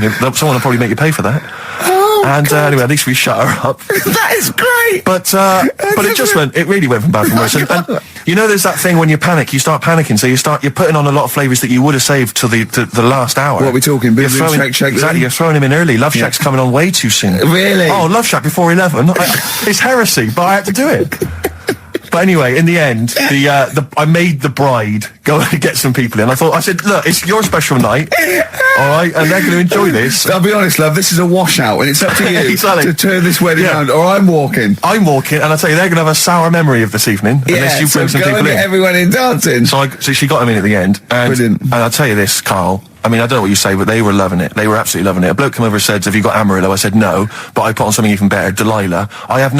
Wedding crowds always go for Delilah. A song, of course, about old man killing his wife. But it always goes down very well, strangely, at weddings. They get into a sort of hokey-cokey thing. They went berserk for it. And I was following it up with, I had the monkeys, I had all sorts going on. Brilliant. Of course, you know what happens. I'm going great guns. People are absolutely loving it. They're rocking it.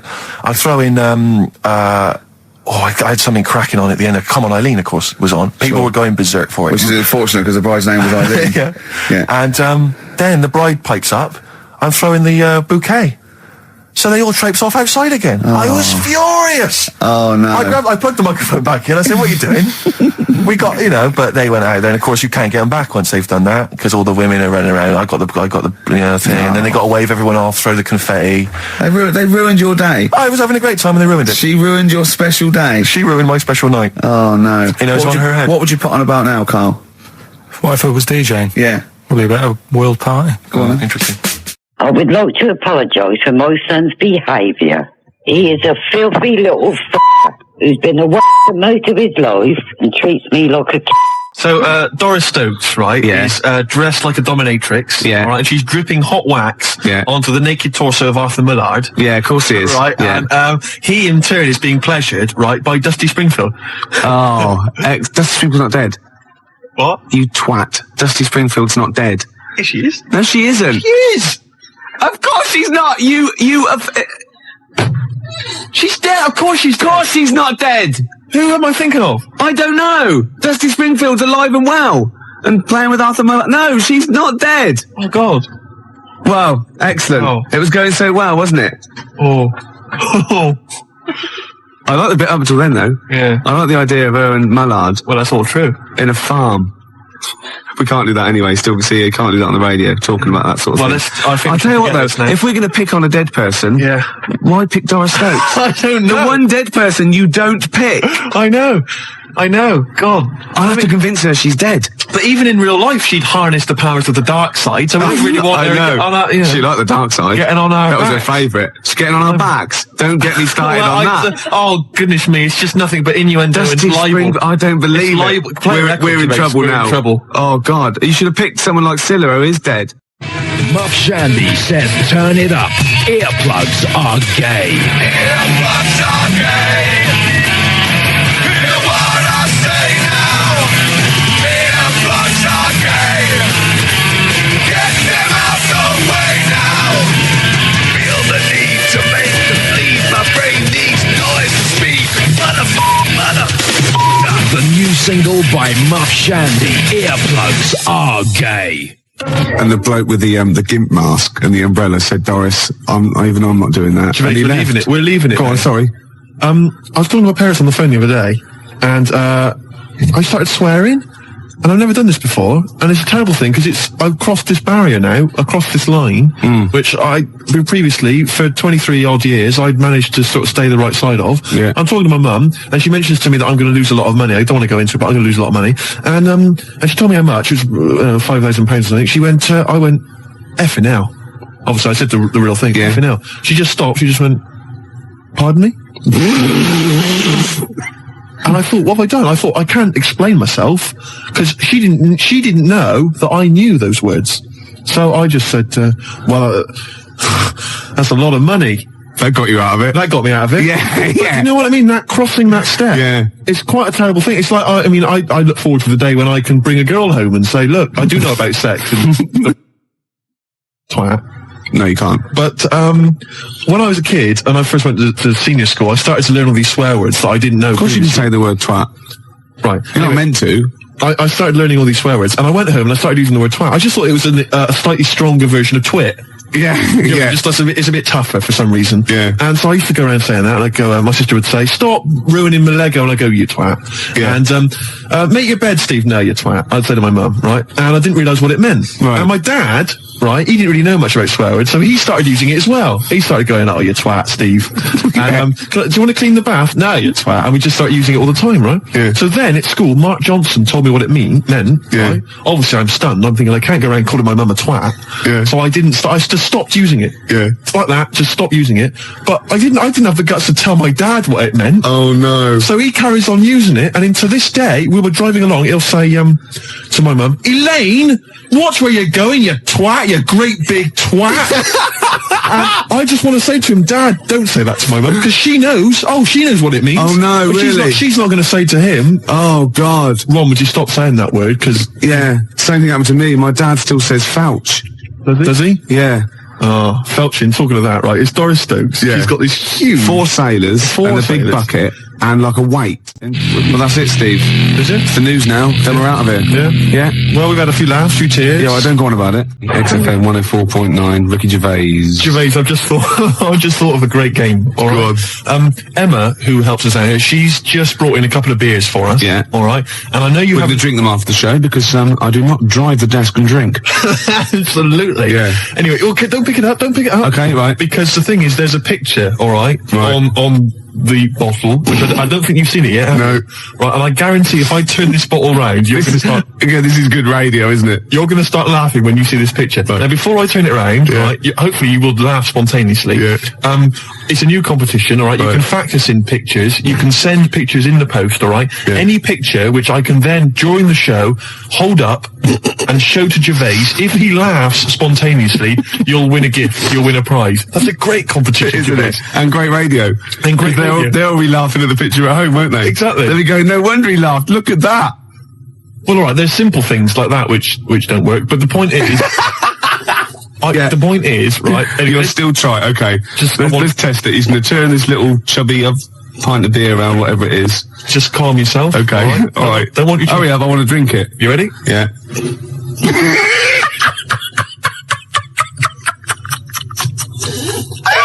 All right, play a record, Gervais. Oh, God!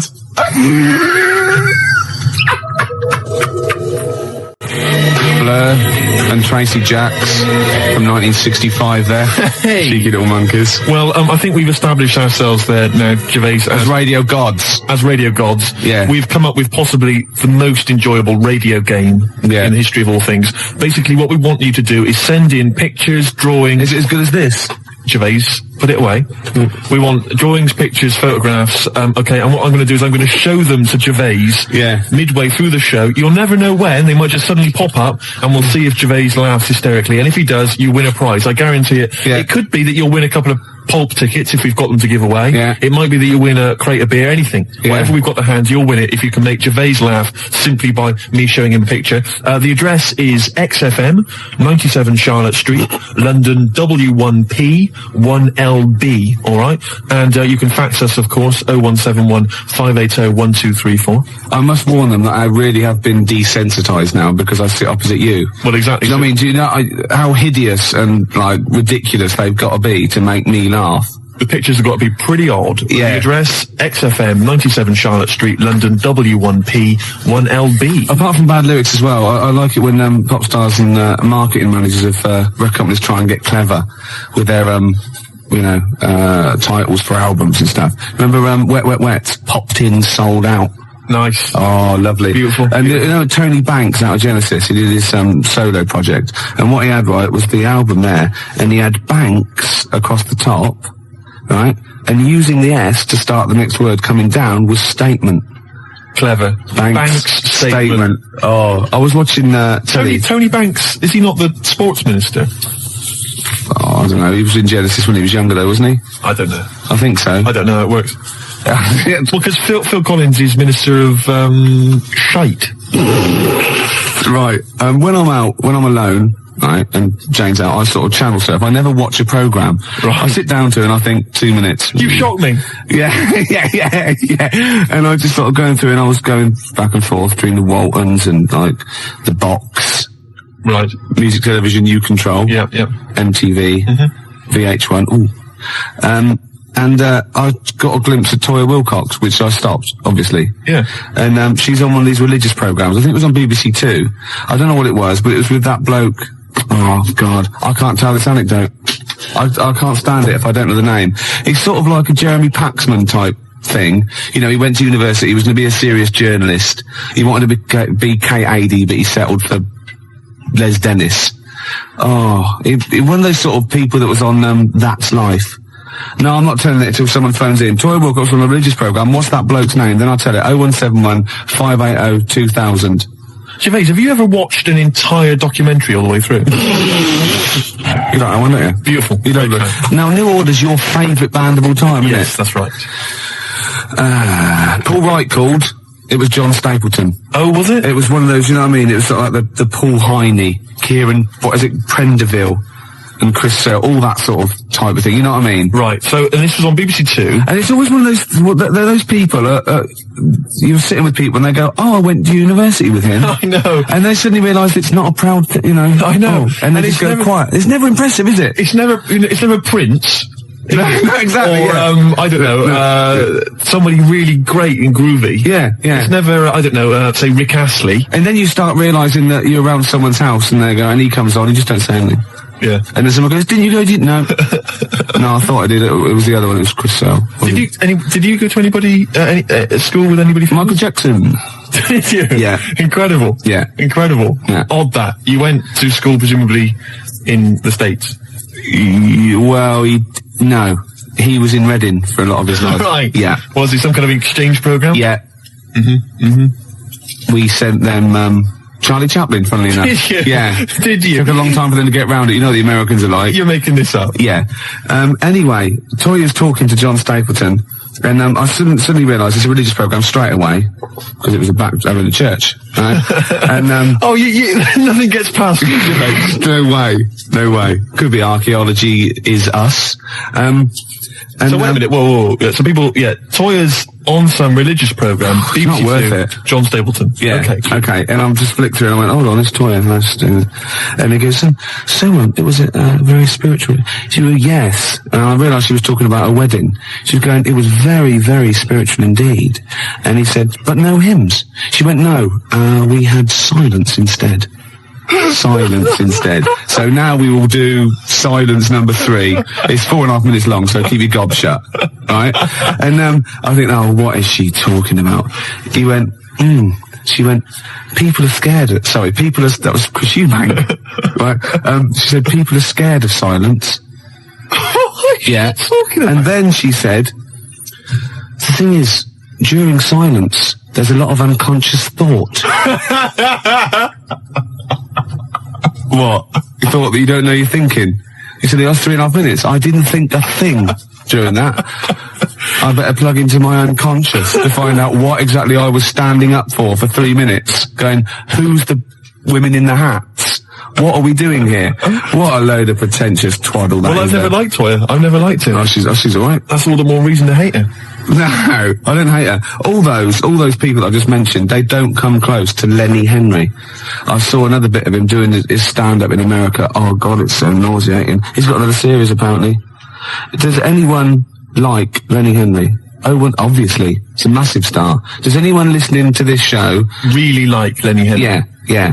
Or is there anyone that annoys me more than Lenny Henry? I should answer that one, shouldn't I? Yes. Do I win a prize? I think what you want to do there is you want to speak correctly. It's another simple thing, Gervais, which will help you out in your radio career. Oh no, I'm a swerve driver. That's 3 minutes 41. I've got to pick one. 7 minutes to news. Gervais, whoa. Before you move on, can I just tell you, because we talked about celebrities and going to school with celebrities and things. Yeah. I have a very famous second cousin. Really? Yeah, I'm going to tell you who it is in a minute. Really? Yeah. And I've got the best joke in the world. Have you? I should have been trailing that. That'd have kept them on their tender hooks. Why are they sitting on tender hooks? So we've got... What are tender hooks? I think it's tenter hooks. I don't know what they are, but I don't think it's... What? Okay. 0171. Who annoys me more than Lenny Henry? No one. You've won that one. So don't bother phoning him. But who annoys you, the listener, more than Lenny Henry? Yeah. Oh, that's a good one. Clever. Because then it's thrown it to them. Yeah, it's their opinion. Oh! Simple thing. Excellent. I noticed again you didn't bother to give the whole phone number. What did I say? You actually just said 0171. It used to be, as I recall, 0171 580, which is about half of it, but no, just 0171 now. Oh, swerve driver. XFM 104.9, Ricky Gervais Show. Well, it's nearly over, but I have got a great joke, and we've got a simple rule here. That you only have to tell a joke on air if it's about going into a pub. That's right. Okay, you ready? Go on. Penguin goes into a pub, goes up to the bar, and says to the barman, have you seen my dad in here? And he goes, I don't know, what's he look like?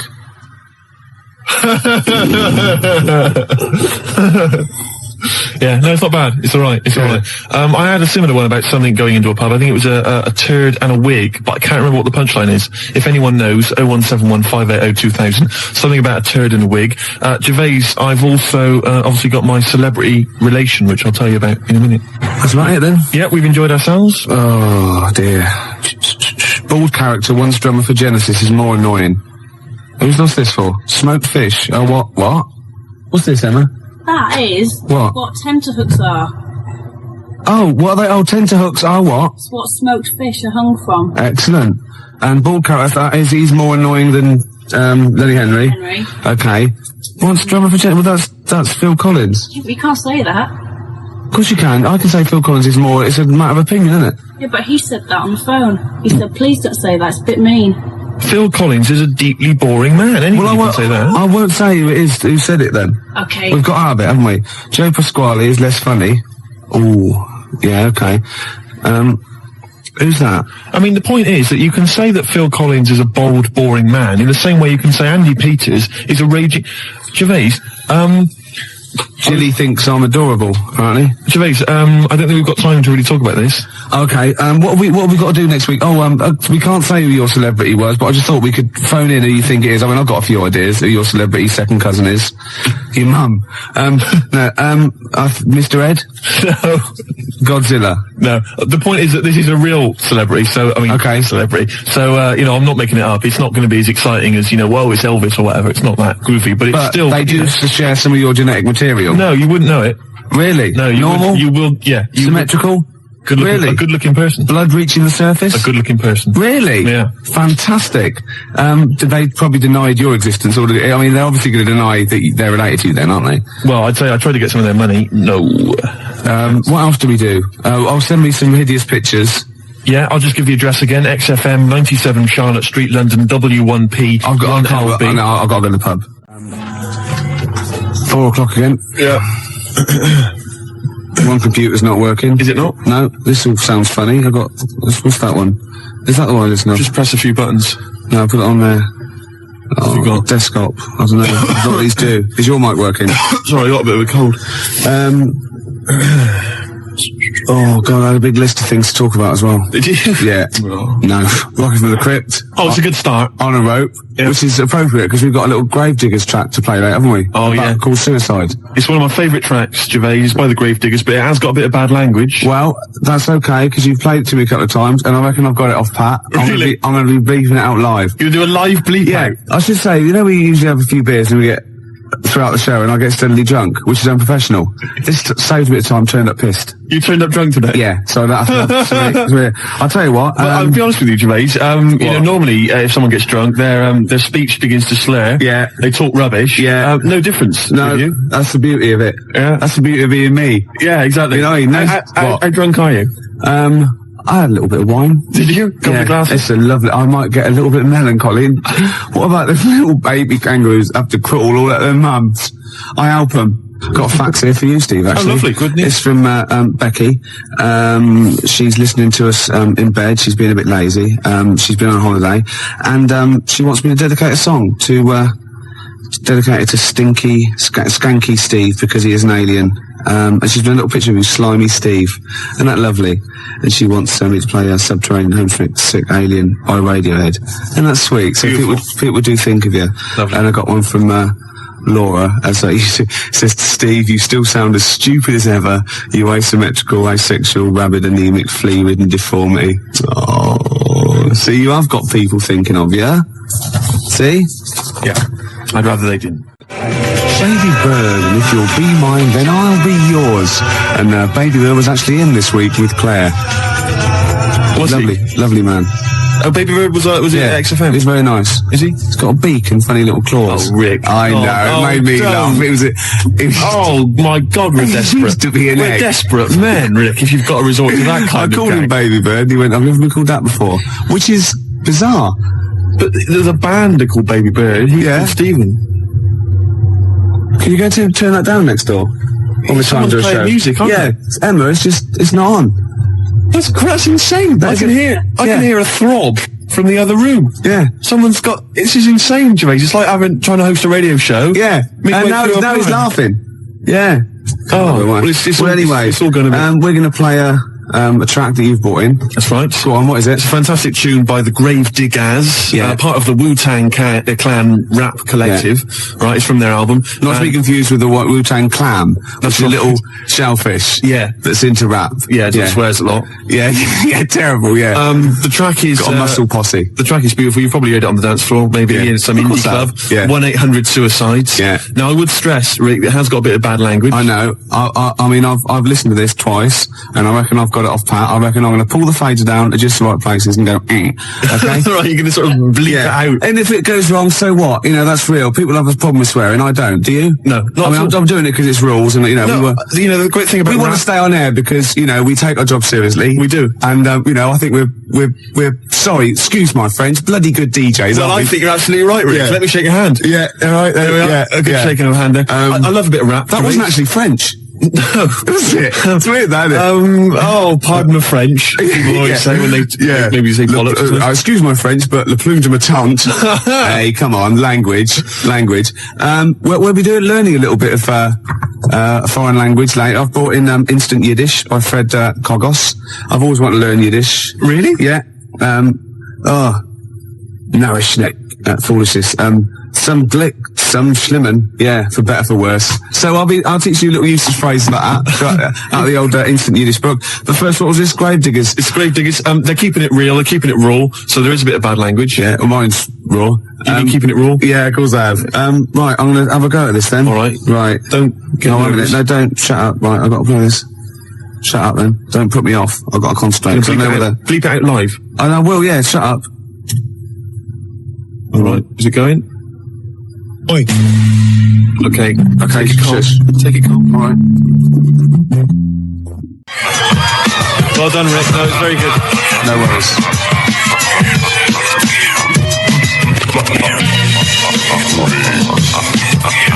That's Grave Diggers, isn't it? What's that called? 1-800-SUICIDE. I'm going to buy it, I think. Can I get the actual mix with me going, Yes, you can. Yeah. And that's for Steve Vox, who's listening in Reading. It's from Lee to him. And Steve is the president of the Geeks, Nerds and Losers Society, the GNL. Lee's the vice president. I got thrown out of that. What embarrassing walking down the street with you. Exactly. Oh, it's a terrible state. Yeah. Gervais, it was Saturday night last night. Yeah. And I didn't get to sleep until 6 in the morning. Ooh. Flatmates having a party. Yeah. Not invited? No. Next time though. Well, maybe. I don't know. I don't know why I hang around with them. Well, At least I look after you. People say to me, is Steve really as ugly as you say? I go, he's worse. Do you know what I mean? But that's, no, do you know what I mean though? You're doing me a favour. Well, of course I am. You're protecting me. Of course I am. I'd say one day, right, it's just one of me at the moment, but one day there'll be a whole squadron. It'll be like Planet of the Apes. Oh my God. And you don't actually need anyone else to sort of like, breed, do you? Exactly. We can just reproduce as we are. It'll be like Planet of the Apes, right? There'll be sort of a Charlton Heston figure. The squids. It'll crash land. Get your damn dirty tentacle off me. It'll crash land. Yeah, exactly. And there'll just be loads of me crawling around. Yeah. All identical. Chasing him on horseback. And they see like Bristol Temple meet and they go, oh my God, they blew it up. Yeah. He's back in Bristol with all your, oh no. Incredible. It's a charlatans. And then there must be an organisation of volunteers or something who, if it's like touch and go, if it's really serious, if you're like clinically depressed about it and you really can't get a woman, they don't want just people turning up who can get girls and saying, oh, I fancy, you know.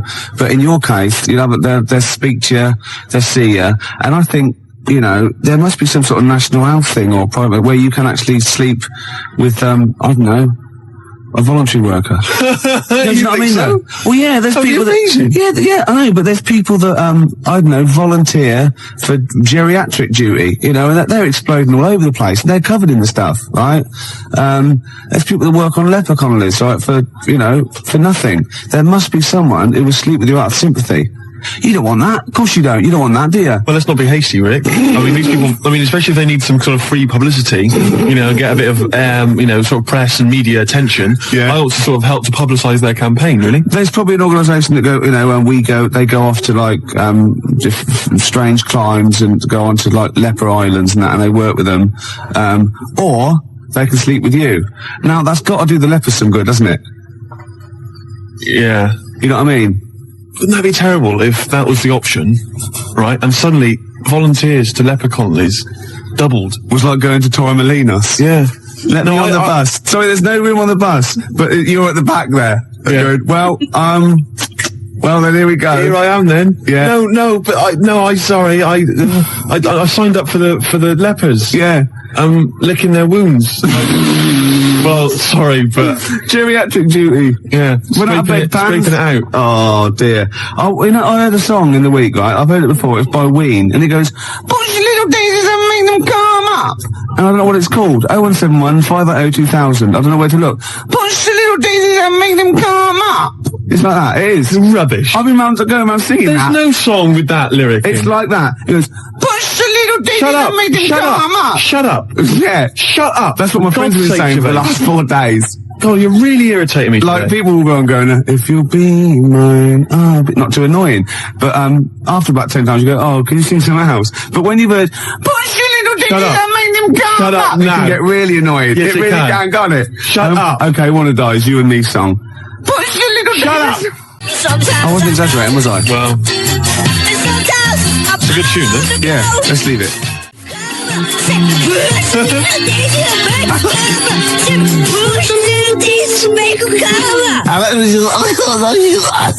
It's great. That's just going to gag. I love that one. It's great, actually. Maybe we should play it again. Well, maybe later on. I'm not that mad about it. I like that. She's not quite as irritating as me. No, generally. Who is? We were talking earlier about how hideous you, how you look, and you can't get a woman because you're quite nasty as well. And Emma, our producer here, who thought, look, this is not fair, you know, because Steve is quite affectionate. When you get to sort of know, you know, like E.T., when you first watch E.T., you go, ugh, and then by the end you think, oh, do you know what I mean? It sort of like gets that deeper. And she said, I remind you, Steve, what I said when I first met you, and this is like her best, you know, stab at a compliment to make you feel better. She said, I thought you're really not that ugly. So the assumption is I am ugly. Yeah. It's just not as bad as it's made out. And that's like, you know what I mean? Yeah. And she's like, no, don't be silly. You're really good. You're really not that ugly. Yeah. It was a good effort though, wasn't it? Yeah. You know, that was nice, Emma. That was really nice. It was a good effort, but, it was shallow and futile. It doesn't mean anything. Look at his little face. Oh, Look at that fax over there. Check that fax out, right? Too Ricky, Steve's skin problem closed up was actually, what they've silicon carbide particles. Someone sent in a fax, right, and they've got these sort of hideous kind of mutated cells, whatever, and they've put on the fax, to Rick, Steve's skin problem closed up. You've never said I've got a skin problem. No, I haven't. You haven't got a skin problem. They're just assuming. No, it's almost translucent. His skin. It's very pale. It's like, you know, like those newborn fish when you can see all the hearts, can't you? All the hearts. Well, in many fish, they've got one each. Lots of fish, lots of hearts. Gervais, shut up. You're irritating me now, and you're abusive, and you're just winding me up. Oh. No, I'm a little bit offended by it. I know. You should be. But what about this charity thing? There must be one. 0171 580 2000. Oh, that would be fantastic. That'd be great. And it'd be like £1 fix. You'd write on the little form. Yeah, yeah. And they could get friends and relatives to sponsor you. Would that be per stroke or per shag? I think it's for the whole thing. Yeah. The whole event. Yeah. It'll be a big event. You know those guys, I think it was a hoax, but they were going to televise the first moment they lost their virginity. So they were going to broadcast it down the internet. Yeah. And they were going to have sex on the internet live, and everyone was going to applaud and watch and pay for it. Maybe I could organise that as well, make a bit of money out of it. Yeah, but think of the technology by then, though. Be incredible. They would just be able to think it, won't they, and like see you losing your virginity. And they all have big swollen heads. You might be good looking in like the year 2090. You never know, because it's all well, isn't it? You know, in Bristol, you're a good looking fella, aren't you, in Bristol? I'm a good looking guy. Yeah. Oh, this is Bell and Sebastian, the boy with the Arab strap. This is for Jim Hobbs. Who said, who said, can we hear more about Jezuk? And I better tell people now, I've had a lot of factors about Jezuk. Jezuk is spelled Jezoc. I made it up. That's how it's spelled. Okay. All right, Gervais. You'll tell us a bit more about Jessup, will you? Oh yeah, I've got a whole new storyline. Before you carry on, 0171 580 2000. I've got some sponsorship forms already printed up. So just send, give me a call. I can post one to you. I will sleep with Steve, or I will go on and work on a leper Connolly, Billy. Oh, shut up! Play a record. Scottish bloke with a beard with his legs falling you off. Drunken sock. Gets quiet and quiet, doesn't it? A couple of phone calls. Rob phoned and said slap Steve for saying 0181 instead of 0171. See, it's the singly most important thing. The number is 0171 580 2000. That's why you don't hear me mucking that up. Do you know what I mean? I apologise. Pump Ricky with more wine and challenge him to quack over the Out of Nowhere League. So what? I don't know. I've start asking this again.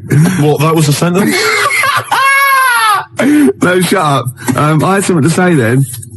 You are drunk. Oh, yeah. I can smell it on your breath. Shut up! I can smell it on your breath, for God's sake. Don't wind me up, man. Yeah, I've got this new storyline for Jessup. I want help with it. What it is, right? I think it starts off with this villain, right? Jessup brings him in, right? And he's murdered maybe a little kid, or or someone's husband. The woman's there and she's terrible. Well, you would be. Yeah. Right? So. Jessup's in there and he goes, don't worry. He's gonna, by the time he gets out, Steve will have a girlfriend, right? She goes, oh, right, it won't bring my boy back, will it? No, but you can have one of mine.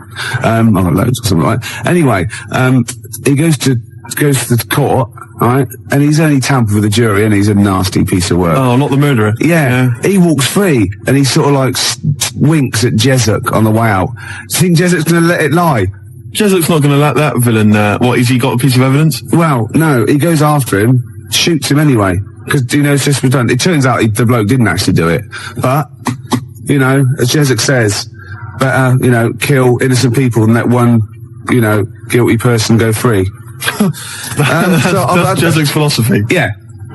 And shoot first, ask questions later. You don't want to be stitched up. He's got a reputation. And then he gets off with a woman, and they have another kid, and it's all right. Yeah, I'll stop you there. Why? Jessup just killed an innocent man.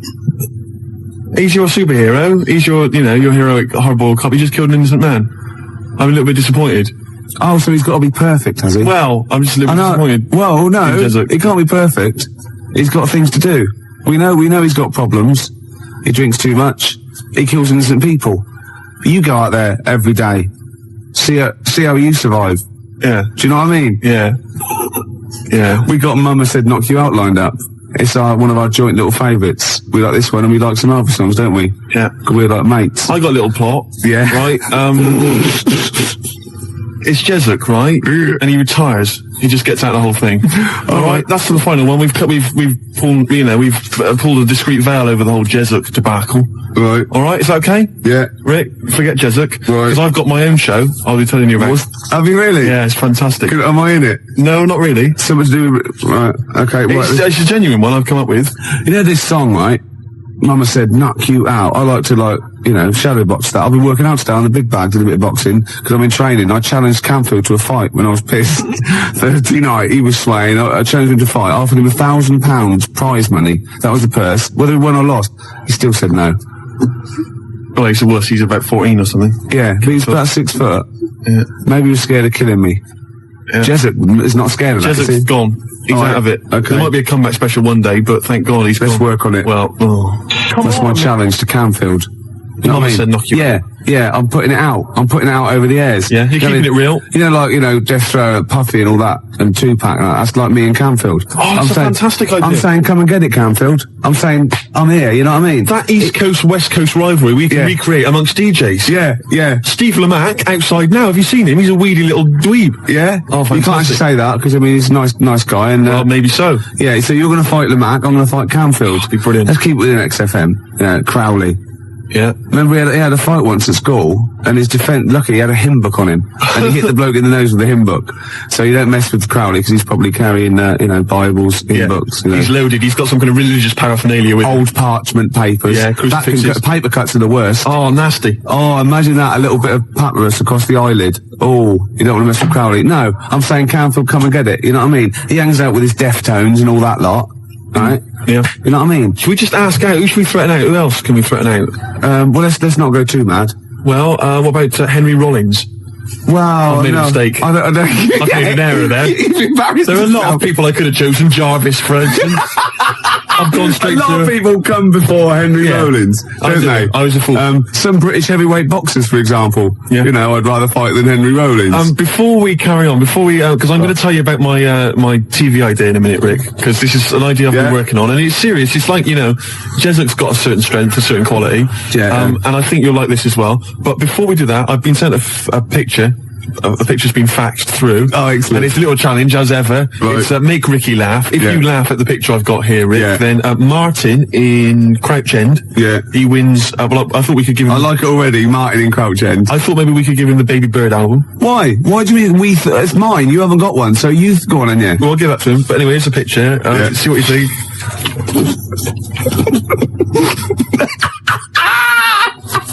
I like it, because there's a little explanation as well.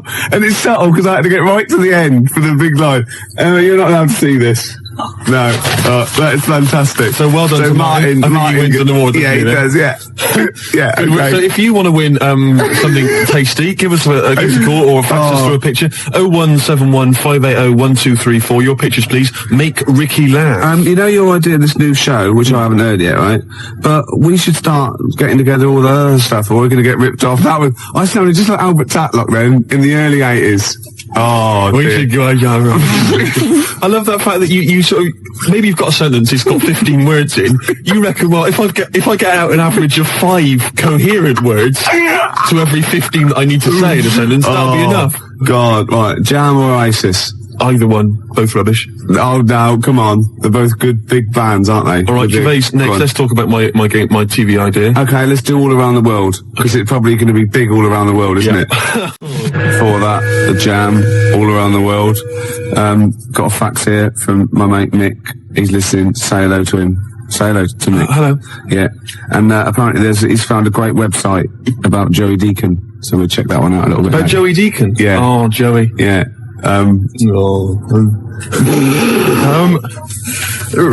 We've had loads of ideas, haven't we, in the past? Yeah.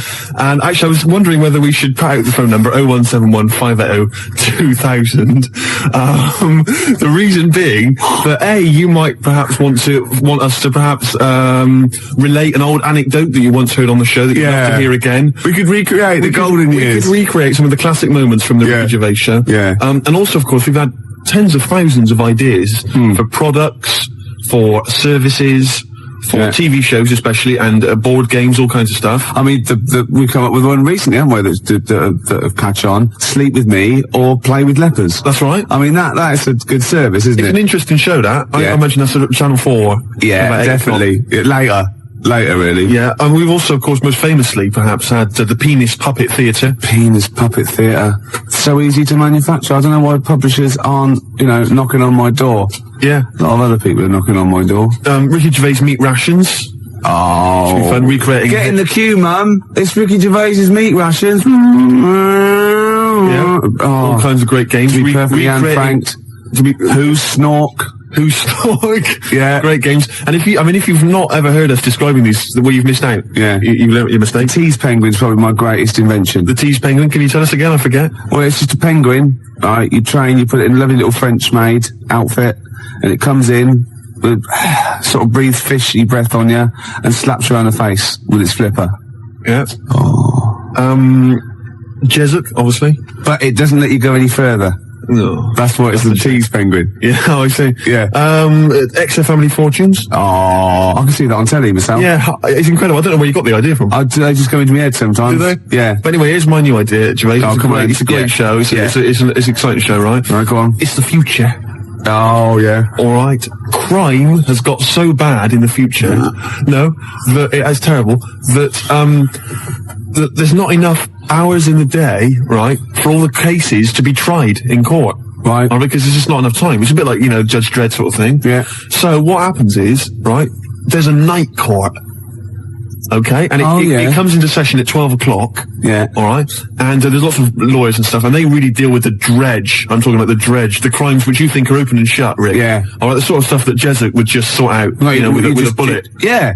You know what I mean? Yeah. We're talking rapists and murderers and stuff. Yeah. But, Or people who just piss him off. Exactly. But Ronnie Midnight, Ronnie Midnight. he's the hard-boiled lawyer, right? The sort of the main figure at night court, and he gets dealt all these rough cases, right? And he thinks it's open and shut. Everyone thinks, that person, he should be electrocuted or whatever. Yeah. But no, Ronnie sees something in them. He investigates the crime during the day, so he's only got like 12 hours to sort it out, and then he presents the case at night court, right, at night, and maybe often it's like Perry Mason meets. So he wastes taxpayers' money investigating people that might be innocent.